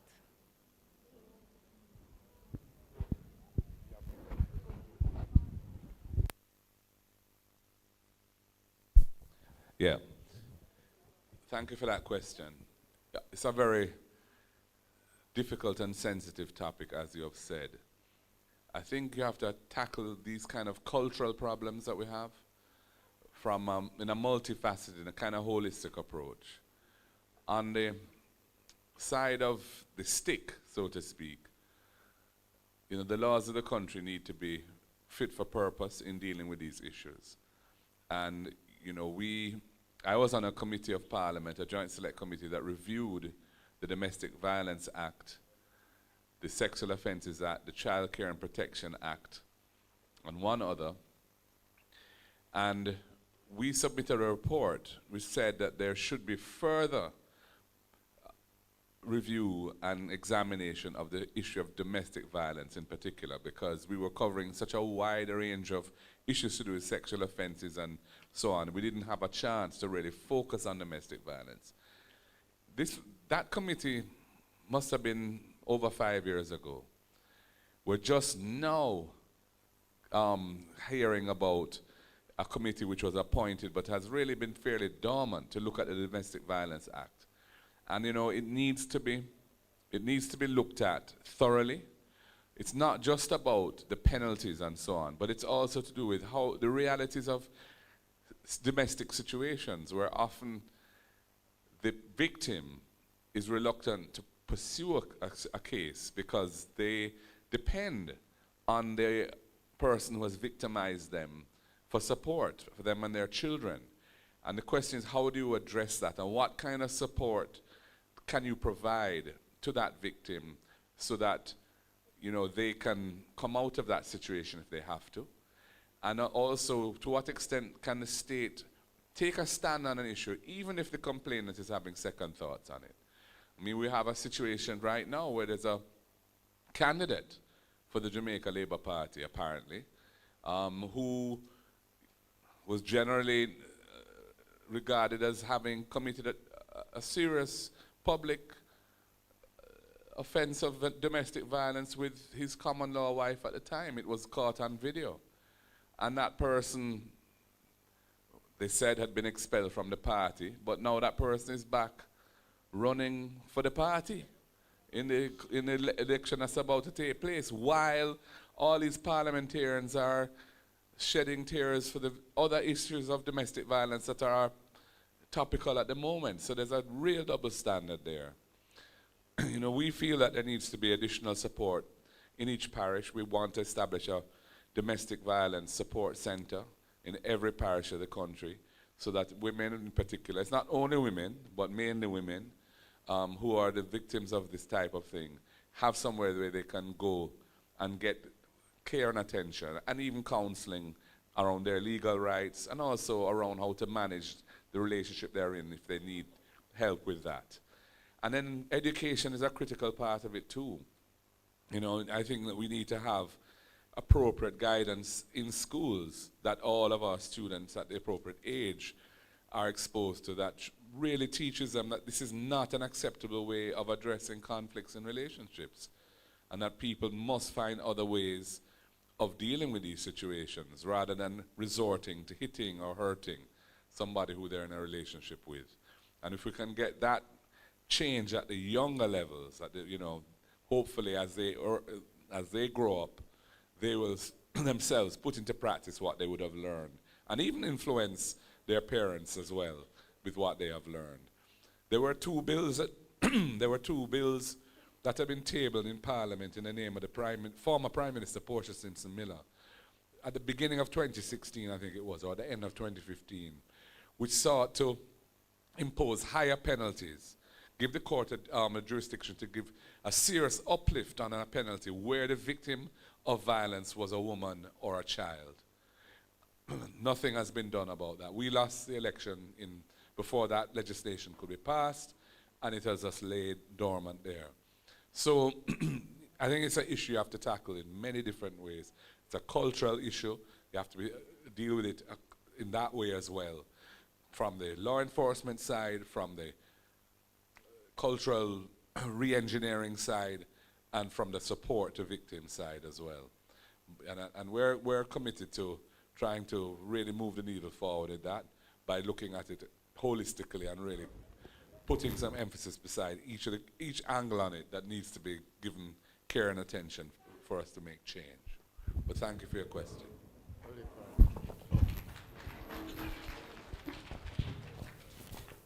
Thank you. Jones Oliphant, Councillor Mandeville Division. And also farmer. Yeah, also. My question is that we have to have an agricultural policy. When we look and see Monimus, Innswood, Bernard Lodge, these were areas that produced the highest sucrose content of sugarcane in Jamaica. And all of these lands has been hurriedly converted to housing. As a result of that, you find that the arable lands that we have in and around Jamaica are put into housing, while those lands that are marginal should be the lands that should be in housing. I would like to see that we even start with one of these factories and get back those lands in production. Whether it's Monimus, Innswood. Innswood had the highest rate of sucrose content, but unfortunately only a few acres leave now. But we need to get an industrial agricultural policy so that we can produce. The sugar industry, in full bloom, we have about 15 different sectors in the industry, which means that it's 15 different sectors being employed in just that one industry. And we need to look at these. We need to get back to the industrial policy and agricultural policy so that we can make use of the few acres of arable lands that we have left. And Mr. Agriculture, I want you to pursue this, sir, so that we can have better life for our people in these areas. When sugar is running in Monimus, we know that down Clarendon, everything is good. Innswood, the same. Bernard Lodge has been converted or want to be converted to a city. That's concrete. Our people need food to eat. We cannot eat concrete. And if we go on that way, what's going to happen is that we're going to still have to be importing food. So look at it, Minister. I'm going to hand, I don't know if you want to say any response. One thing I would say, though, is that I was very encouraged when I met with a group of investors who were looking at investing in Monimus to revive it as a sugar-producing entity. These were a group of investors from Guyana, India, and North America who were forming a consortium to do that. I mean, as we've seen from the history of the sugar industry, it's been very challenging economically to grow sugar and produce sugar, rather, efficiently in Jamaica. One and two private entities have been able to do that. But you know, if we can get people who really understand the industry to invest in it, then there are opportunities to revive aspects of it. But maybe some of the former sugar lands can be eventually put into other types of production as well. So, you know, it's something we have to look at in a very cold and analytical way. But I was very encouraged to find that there were these people who were, and in fact, I mean, they are trying to get the access to those lands so they can make their investment. Yeah. Next question. Yes, good night, everyone. Let me greet the panelists and the moderator. My name is Sherlock Robinson from Northeast Manchester. I have a concern here where, just to backtrack a bit, where it concerns to violence against women and children. Yes, we have heard all the protests and all the things going for the women, but what are we going to do for the men to help them to change the thought process or change the way they act towards women? Because I think if we can also help the men, then that will also help to combat and to allow this thing to go away. Maybe not immediately, but try to have maybe some town halls meeting or in the schools or in the church at a football match where we can, you know, spread the message to the men. Because I think most time these men, they listen to a lot of music and they're not hearing all this that has been said on the news, either in the printed media or the electronic media. So I think we need to try and do something to help the men, to help the ladies and the children, to allow crime or, you say, abuse against children and women to be lessened. Yeah, thank you. I mean, it's all about a cultural shift. And I think if we can get the youngsters, the children, understanding that there's a better way, there's a more effective way of dealing with anger than trying to exert violence on persons around who you're supposed to be looking after and protecting, then I think, you know, we can have benefits from that. First of all, children can have an influence in the home on what their parents do and think, and also it will mean going forward, as they mature, we're going to have a different attitude towards these issues. And I wouldn't limit it to children as well. I mean, there's a role for other forms of cultural re-engineering through public relations and so on, the role of the JIS to send the kind of messaging around, you know, how to deal with these issues without resorting to hurting somebody. But thank you for your point. Good evening. My name is Owen Bartley, and I'm the owner of Unity Bourgoat Farm here in Manchester. And this question is to Mr. Campbell. What are the plans going forward for the small ruminant sector? We know we love curry goat, and we're importing a lot of imported meat. We don't even know what we're getting, you know. And being in the goat business myself, and I think everyone knows that I'm one of the top in the business. So I would like to know what the plans we have going forward right now. Because you see what's happening in the goat sector right now. There's a lot of money spending. Yeah, so not even about the pre-deal losing, but I just want to know the plan of us going forward, because we can't get no land. We can't get nothing. We have to, you know, so your plans, I would like to hear about it, sir. Sir Bartley, it's good to see you. Good to have you here. So, yeah, champion farmer. And as you will recall, I visited your farm because I wanted some insights into small ruminants. But there are several things that we need to do. One, the physical space. So the land, as you have said, we need to be able to get the suitable lands into the hands of farmers, and we also need to be able to help them with proper goat houses as well. Because currently, most of them, they really just leave them out like that. And they become susceptible to predator larceny and other things.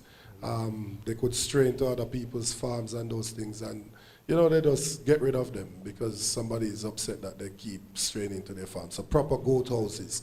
We also need to look at how we upgrade the animal genetics as well. So, and not just for small ruminants, but in general, we've had a deterioration in the quality of the livestock in the country for a while, from cattle right down. With cattle, the lactating heifers are producing way less milk per day than they should.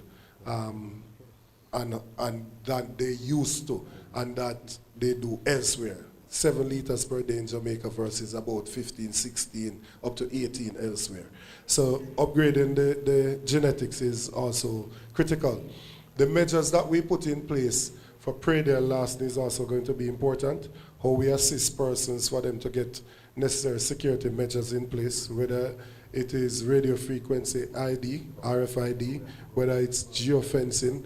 I saw some technology that you could actually create pastors without using physical barriers to create the boundaries to the pastors. How do we create fodder banks and all of those other things to deal with how we feed them? Because I think one of the greatest disadvantage or hindrance to persons is the cost of feed. If they are able to feed them by getting sufficient land so they could grow the necessary items to prepare the silage or whatever it is, then they will be able to be more profitable. And when you look at it, I think the last time I had a conversation with Crawford about it, who is also a goat farmer. He was saying that somebody with 10 goats could make about 600 grand per year. So if you have 100, you could make 6 million roughly. Yours is different because you deal with genetics and you sell at a much higher cost. But how do we actually make these things available to persons and so they know the different areas that they can benefit from? And also that goat meat is not the only thing, but other persons are going into goat milk, cheese, other byproducts. So we plan to support the industry in a real way by making the lands available to them so they can do the necessary housing of the animals and to actually grow the feed that they need, the material for the feed that they need, and to protect their investment with the necessary help in warding off the predial lastness. Good night. Shaveen Brown from Northwest Manchester. My question is, give me 1 second. You hear me? As a small business owner, I have felt so overlooked and unsupported. What real plans do you have to make it easier for people like me to grow and stay afloat? I neglected to mention this in my presentation, but for the small business sector, we plan to implement a 3-year tax relief for new companies that are established, so they won't have to pay corporate income tax for the first 3 years. The reason we're doing that is it's important for small businesses to formalize. The reason that is important is if you remain informal, it limits your access to capital to grow. So if you're formal and you need to grow beyond partner, family, etc., you will have a better opportunity. But while recognizing that we don't want to burden those companies with having to pay corporate income tax, we made a recommendation which the government has now adopted, which is for funding from the DBJ, which before this you would have to pay up to 10% of what you're borrowing in upfront fees. We lobbied and pressured the government to reverse that so that those fees are now incorporated into the loanable amount and you pay that back over a period of time. Because there's no point if you want to borrow $10 million, you have to go find 1 million. If you can find 1 million up front, you don't really need to borrow 10 million. So we are going to implement those changes to facilitate and make it easier for businesses like yourself to access capital.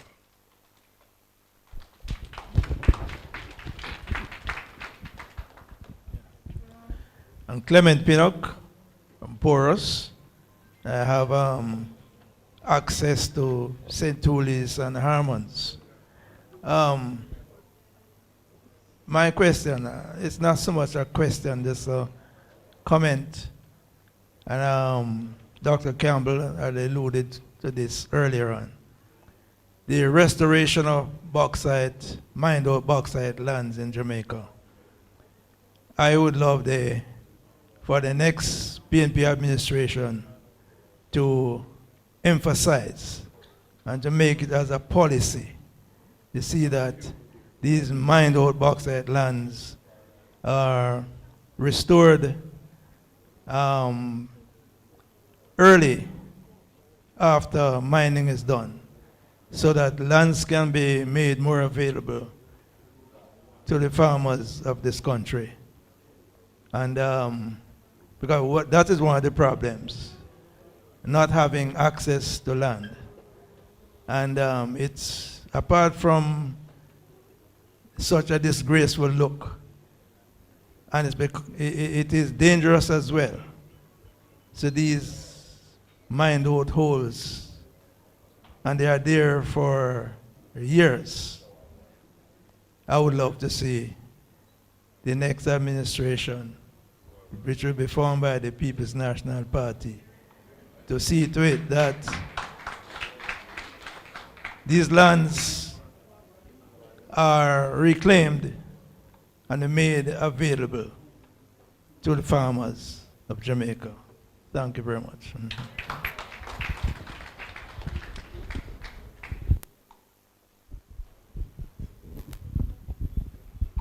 Yes, good night, everyone. Well, I am Selvin White. I'm a utility worker who work in St. Elizabeth, but I am from Royal Flat. And my issue is with the roadway, because I have to travel all the way from Manchester to St. Elizabeth almost every day. And the road between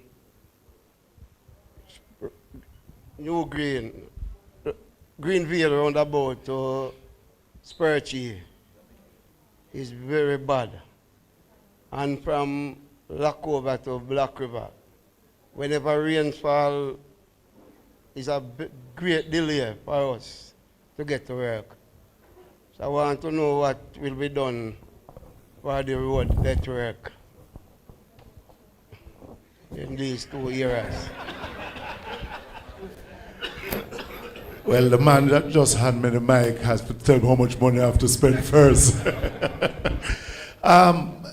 You know, the challenge that we have is that this current administration concentrates on the Prime Minister trying to build his own legacy in building just highways and forgetting what I would refer to as the interland. Right? So the particular issue that we have now with that stretch of roadway, especially from Greenville roundabout, let us say to gutters, that should have been done in a program that was set out by then Prime Minister Portia Simpson Miller, which would then have gone from Spurtree into southern Manchester. Total rehabilitation from Greenville to Spurtree and then down into southern Manchester. Once the 2016 election came, all of that program was shelved by this administration. Now, the piece from Spurtree back to Greenville should have been a part of the Spark program. But that cannot be done until the repiping is done, which is supposed to form part of the Greater Mandeville Water Supply Program, which should have started 2 years ago and has not yet. So when I hear the Prime Minister announcing that 25,000 more people in Mandeville getting water, but there's no water to get because there is no completion of the same program that he's announcing. So we have found him going around the island cutting ribbons for unfinished projects. That has been his hallmark. He did it with the Southern Coastal Highway because up to now, the piece from Harborview to Yallas has not yet been handed over to the National Works Agency, but yet still he had cut the ribbon about a year and a half ago, announcing before the local government election. What I can guarantee to you is, as I said in my presentation, is that we will be looking at a road maintenance fund. I don't see this current administration fixing that section of, because already the Prime Minister is speaking about the next leg of the Highway 2000, which is supposed to go to Black River. I mean, just last week I heard that there's a shift in where it is supposed to go. It's supposed to pass from Williamsfield through Mile Gully. Then I hear it is supposed to go southern through Clarendon, South Manchester, southern St. Elizabeth to Black River. Now I'm hearing another from Spurtree down. So we're uncertain. But what we want to do is working, as I said, with the municipal corporation in finding the best financial source to be able to maintain our roadways. Because as we are doing now, 90% of our roads need proper rehabilitation. The National Works Agency would need about $1 trillion to do such rehabilitation. Central government will not be able to find that money. So we have to find a way in how it is, as we propose, into a road maintenance fund.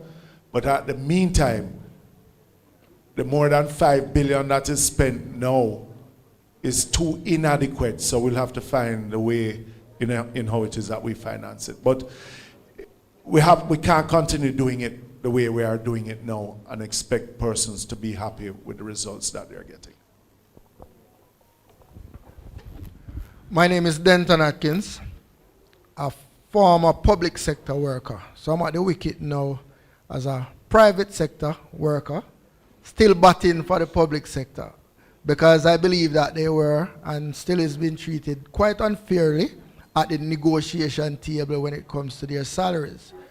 But yet we agree that crime and violence is a problem, but then police have a problem at the table. Then we agree that literacy is not where it ought to be, but teachers have a problem at the table.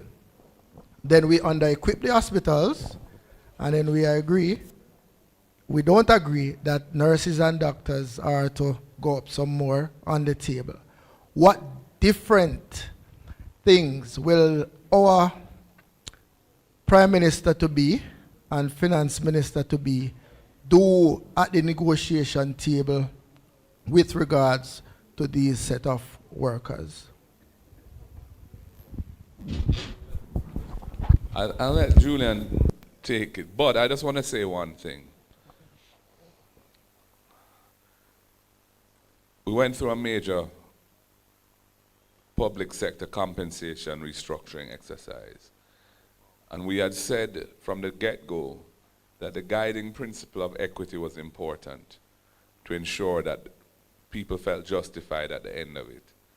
And we don't think that was maintained. And so you have a large swathe of public sector workers, especially people like the teachers who are in the classrooms, who feel that they were not properly looked after. But the overall public sector wage bill has gone up dramatically as a result of that exercise. And therefore, it's going to mean that we really need to get the economy moving so that we can grow the pie and afford to make some of the adjustments that have to be made. But where we're inheriting a structure in the public sector wage bill, which has been created by this government, which is really not dealing with many of the public sector workers in a way that they feel comfortable. So we're going to have to look at creative ways that we can address those issues, especially for those professions where we need to retain people and there are many people leaving the profession and migrating and so on. So I'm talking about the teachers and the nurses, police officers and so on. And we have a strategy for retention where we're looking at things like student loan forgiveness. We're looking at things like prioritizing access to housing for them and things like setting up the staff room facilities so they're more comfortable in the workplace, the tax coming off of the tablets and so on, and the laptops, a raft of things that we have looked at to try and make their life better until we are able to readjust again and recalibrate that wage, the way in which the wage profile works, so that those who really weren't properly looked after are looked after. We have a situation, as you know, where the political class got a massive increase, but the classroom teachers, many of them, were around 20% over 3 years, at a time when inflation was high. So it really has not been fair. It was not done in the way it should have been done. It created a lot of bitterness and anxiety. So we're going to have to take our time and work our way out of that. Julian, I don't know if you want.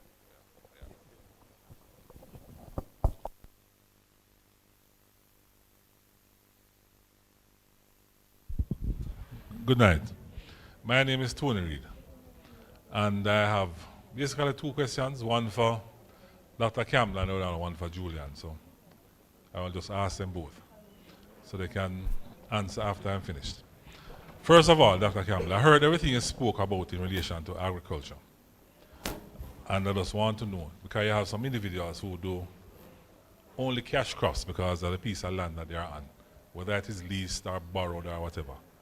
So they are unable to make any planning in terms of long-term crops that can probably get them more. So I don't know if you have your plan will encompass and help them. The other thing is this. We have a serious issue in relation to seeds. And I would like to know if you have any plans on establishing a seed bank that is only going to handle native seeds that can be replanted and not the ones that come from overseas that you have to keep buying, and all it does is destroy the land because you have to use a lot of chemicals to keep them looking good. That is yours. Now, Julian, this one is, we are looking, I don't know if anybody has looked at this untapped source of revenue for the country and for individuals as well. When I was in the work world, we had proposed to the then government at the time a plan to increase the national income, national insurance. At the time, I think we could have increased it by at least 100% for PAYE individuals, and it would not have impacted the salaries as much. But the situation we have now is that there are a number of people out there working who have no idea that they can pay into the national insurance. And I'm speaking of people who are just doing maybe weeding. You see them with them chainsaw or the whacker on the road. And I don't know if you have a plan to capture all of these people, because it is an untapped source that can help the government. And just to let them know that even if you pay more, at the end of the day, that means you'll be getting back more from NIs. Well, in relation to your first question, getting land into the hands of the farmers is one of the things that I spoke to. Because most small farmers in Jamaica currently, or most farmers in Jamaica currently are considered small farmers. 80% of them are on less than 5 acres. And most of the times, it's even less than 2. So the first thing is to, as I said, do the inventory, identify the arable lands, and then make it available to them at the appropriate rate. And some mechanism put in place if somebody has the lease and they're not putting the land on a production after a certain period of time, you can take it back from that individual and give it to somebody who is serious about farming. 2, adapting to newer technologies, right? So if you only have a small piece of land that you don't want to move anywhere, maybe you have to entertain using a greenhouse or using hydroponics or something so you can increase your production and your productivity, right? Because you do have technology affords you to be able to do these things in smaller spaces and still be productive. In terms of the seed bank, it's an absolute priority. We have to use the tertiary institutions, case the university, and also the different research stations. So research and development is going to be a critical part of what we do. And I think COVID taught us that we need to be able to produce our own planting material, because in the instance where there is a problem elsewhere, we're not going to be able to feed ourselves So to be able to develop a seed bank and develop our own planting material is an absolute priority that we're working on. On the issue of the NIS, I think we'd have to engage in some public education to encourage persons who are self-employed, not formally in a salary type situation, and to show them what the benefit is of starting to make those contributions so that they can benefit from a pension when they get to the retirement age. So you are in fact very correct, and that's something that we would definitely take on.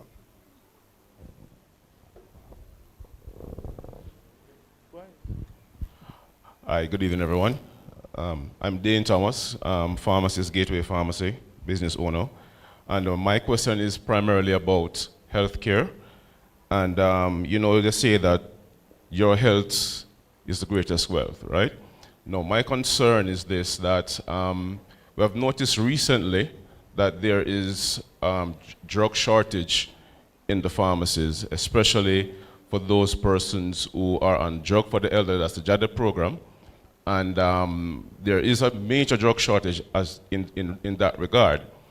Additionally, I'm also looking at the National Health Fund and how the coverage of the National Health Fund is, because drugs are very expensive, and the Health Fund is providing coverage for those medications.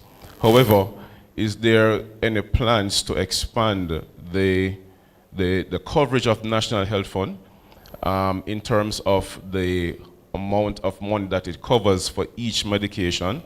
Because we find that a lot of persons, when they come to the pharmacies, they do have difficulties. Sometimes they find difficulties in paying for their medications. And my biggest concern is that not only do patients come and buy medications, part of it, but they don't come back and get the rest. Now, if someone is not taking their medications correctly or taking the medication until it is finished, then it wouldn't make any sense to start taking the medication in the first place, because they would not be getting it better.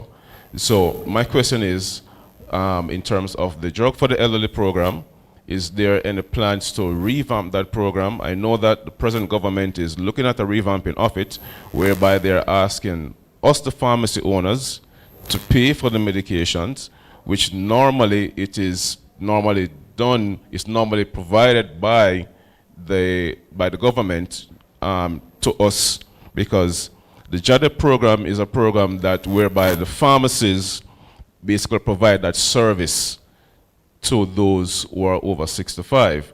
Now they're now asking us, based on what they're asking us to do, is to buy the medications and then give it back to the patient for $40, and then they will pay us back based on the amount of medication that we sell.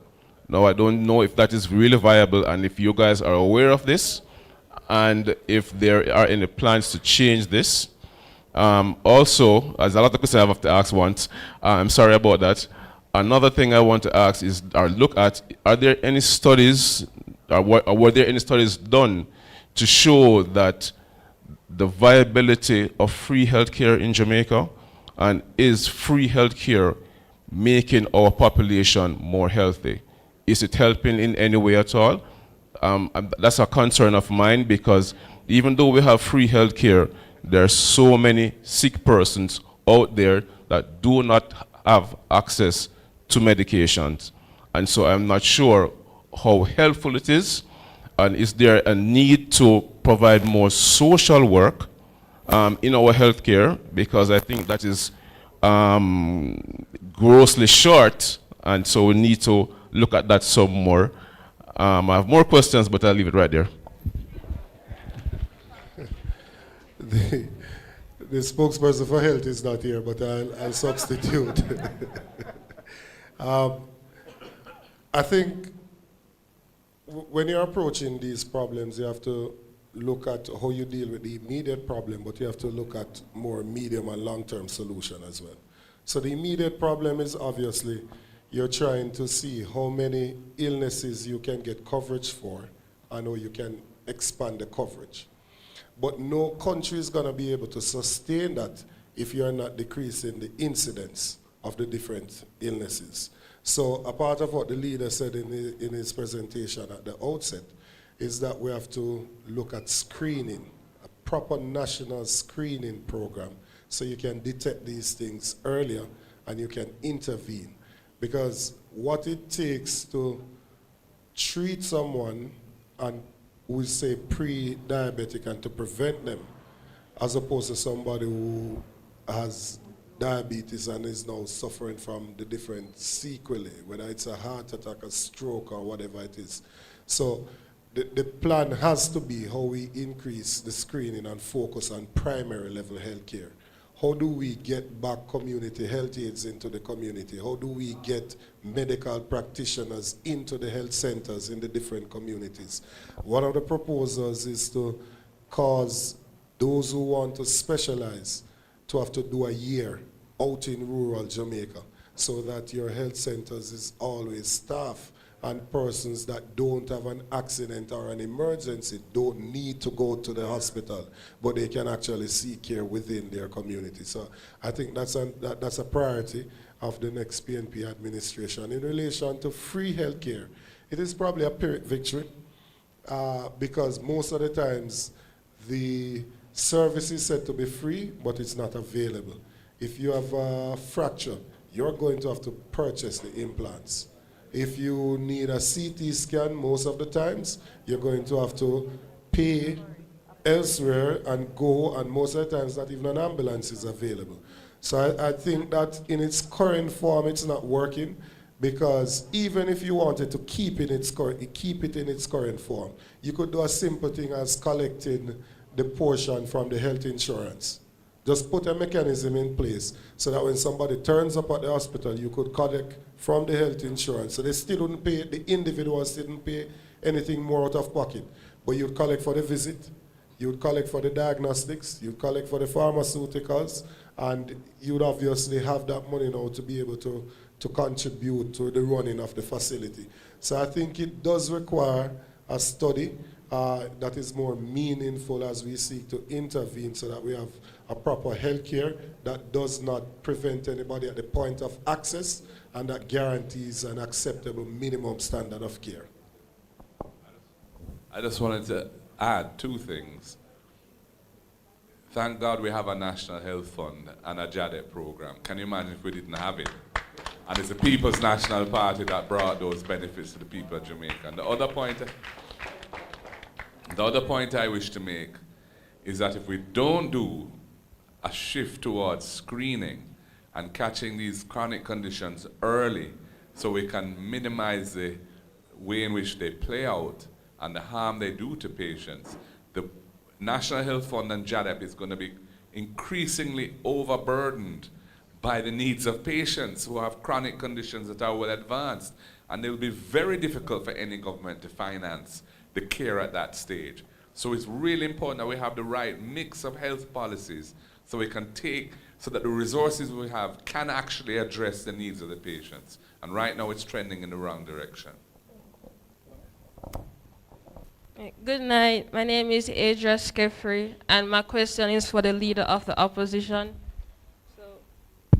You stated that 30% of primary school children are graduating from primary school and they're not able to read. And you stated that absenteeism is one of the reasons for that, and you gave 2 policy options to solve the problem. But what about the students that don't have an absenteeism problem, meaning that they go to school every day and they still can't read? So what are the other policy options do you have to solve the problem of illiteracy amongst primary school children? Thank you. It is true that absenteeism is only one of the problems that are contributing to. It is an important one, and it's one where public policy can make a big difference. But there are other situations as well.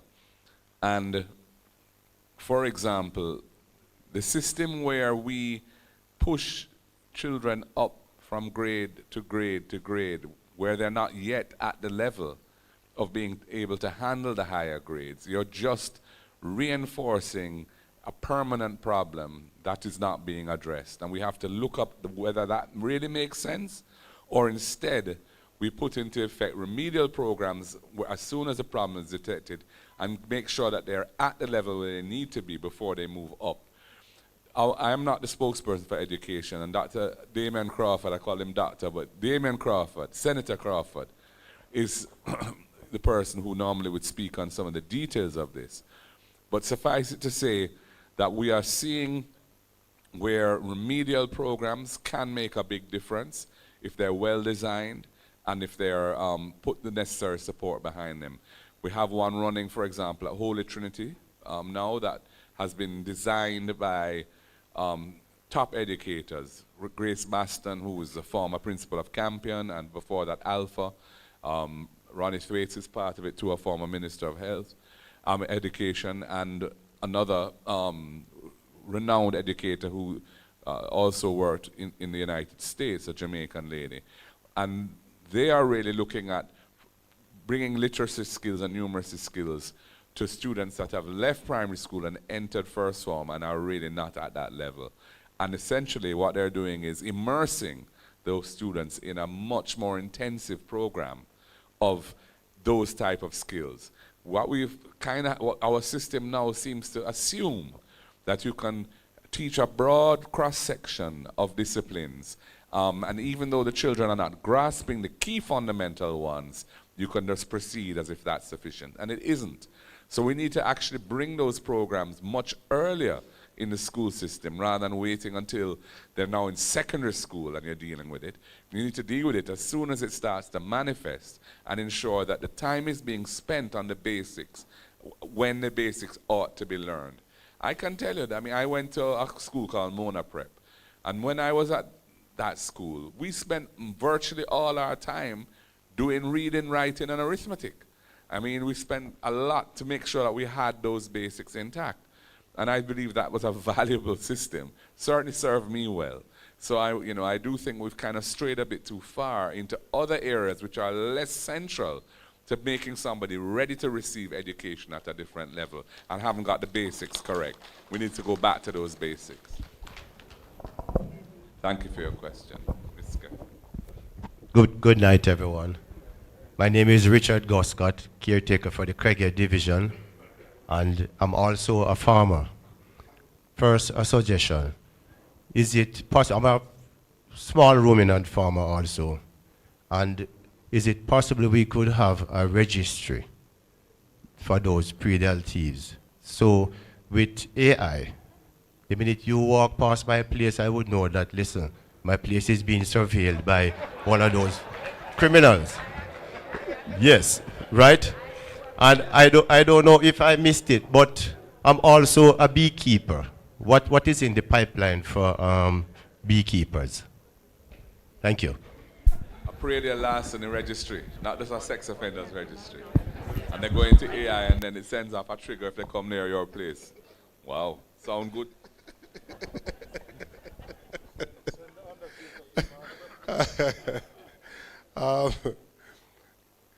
As I said, we're looking at how we can increase security to our farmers by helping them with some of the things that they need and by allowing the legislation to also assist them.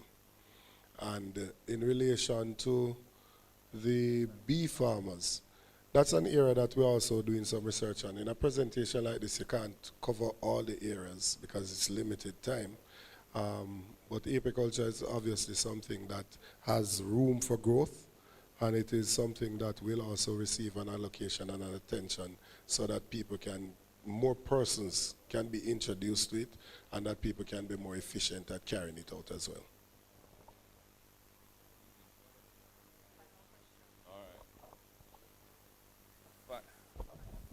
Final question. Hi, good night. My name is Alexandra Lavanda, and I have a question.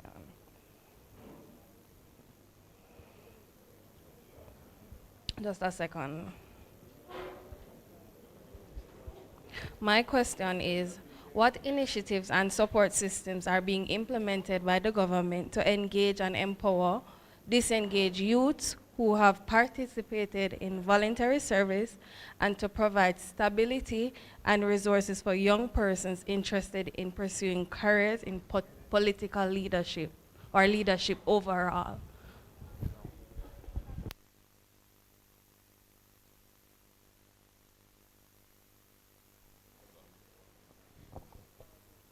Unattached youths. Well, our approach to dealing with Jamaica's crime monster is to have a balanced approach. And we feel this government has departed from that. And it has created a lot of problems. And we had basically 7 to 8 years of much elevated murder rate because of the poor policies of this government, where they were insisting on trying to use states of emergency, which were not designed as a way of reducing crime through holding criminals accountable by proper investigation and prosecution, but really is a mechanism to defend the state from being subverted in an emergency. And they were trying to deploy it as a kind of wide-scale curfew. It did not work, and it was in fact been ruled to be unconstitutional. Before we left office, we had Unite for Change, which was a program designed to deal with young people in particular who needed some support, needed mentorship, needed training, needed to be financial literacy and readiness for work training.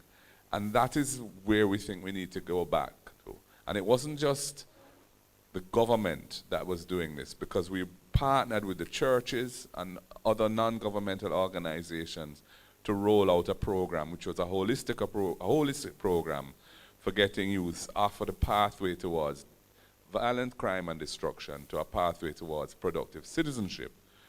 And we had the CSJP, which was a financing facility to back that up, which no longer exists.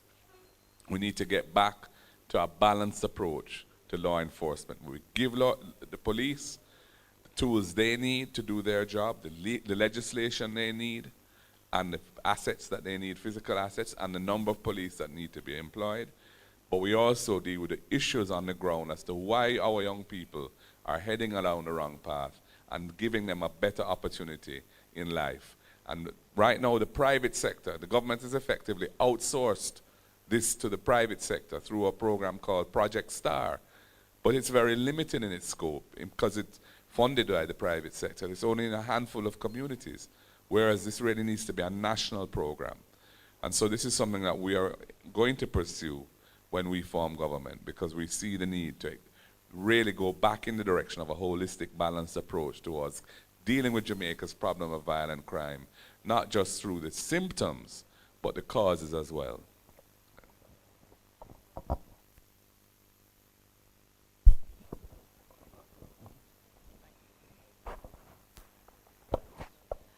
All right, what a time, what a time.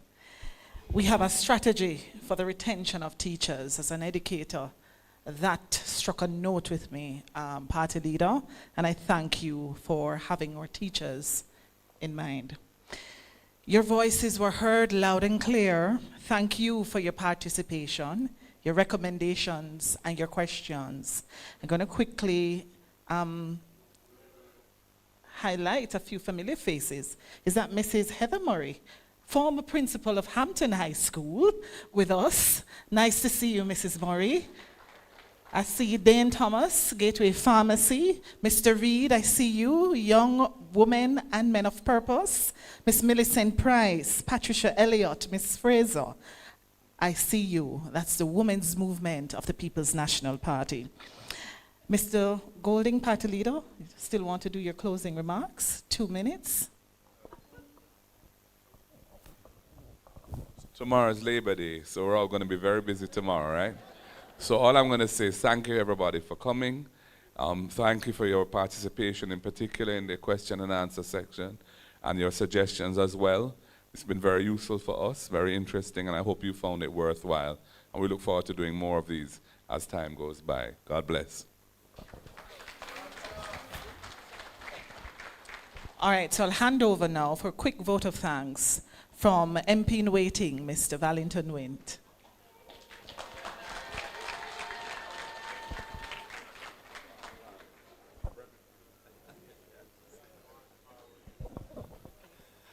All right. I know we've been here for a very long time, eh? But, you know, it's good to see the entire Manchester coming out.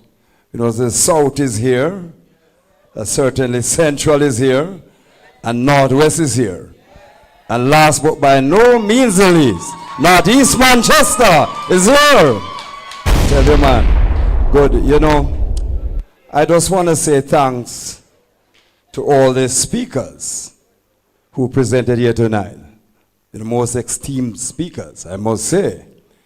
And last but by no means the least, when I lift my hat up to say thanks, our moderator, great moderator,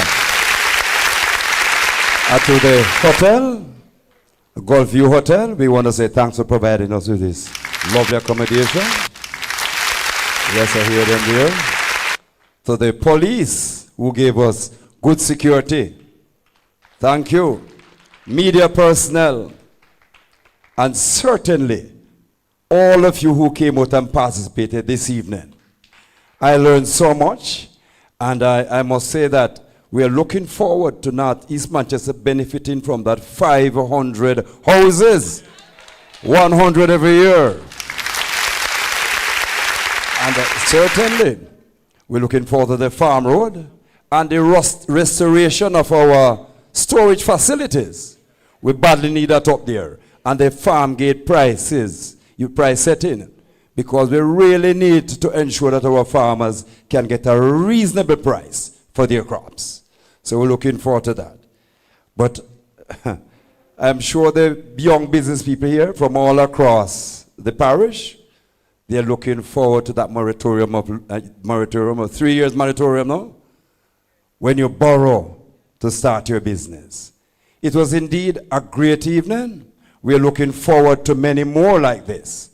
And the next time I attend one, I want to invite you all to yes, of course, the next time I attend one, as a member of parliament. But we're looking forward to having one of those in Northeast Manchester. And that one might be focused on agriculture. So, Comrade Dayton Campbell, our GenSec, we're looking forward to inviting you to a forum to deal with agriculture there. Once again, thank you all for coming. It was indeed a great evening. One love. Thank you, Mr. Wade. So together we have the power to shape a brighter, more inclusive future for every Jamaican. So ladies and gentlemen, please ensure that you get involved. Now let us stand for the National Pledge of Jamaica.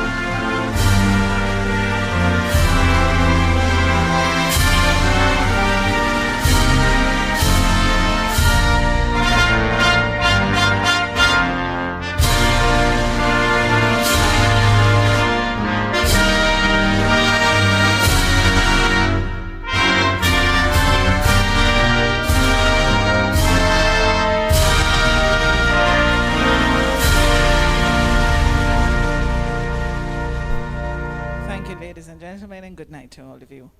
Just a reminder, Belfield Divisional Conference is June 1st at Belfield.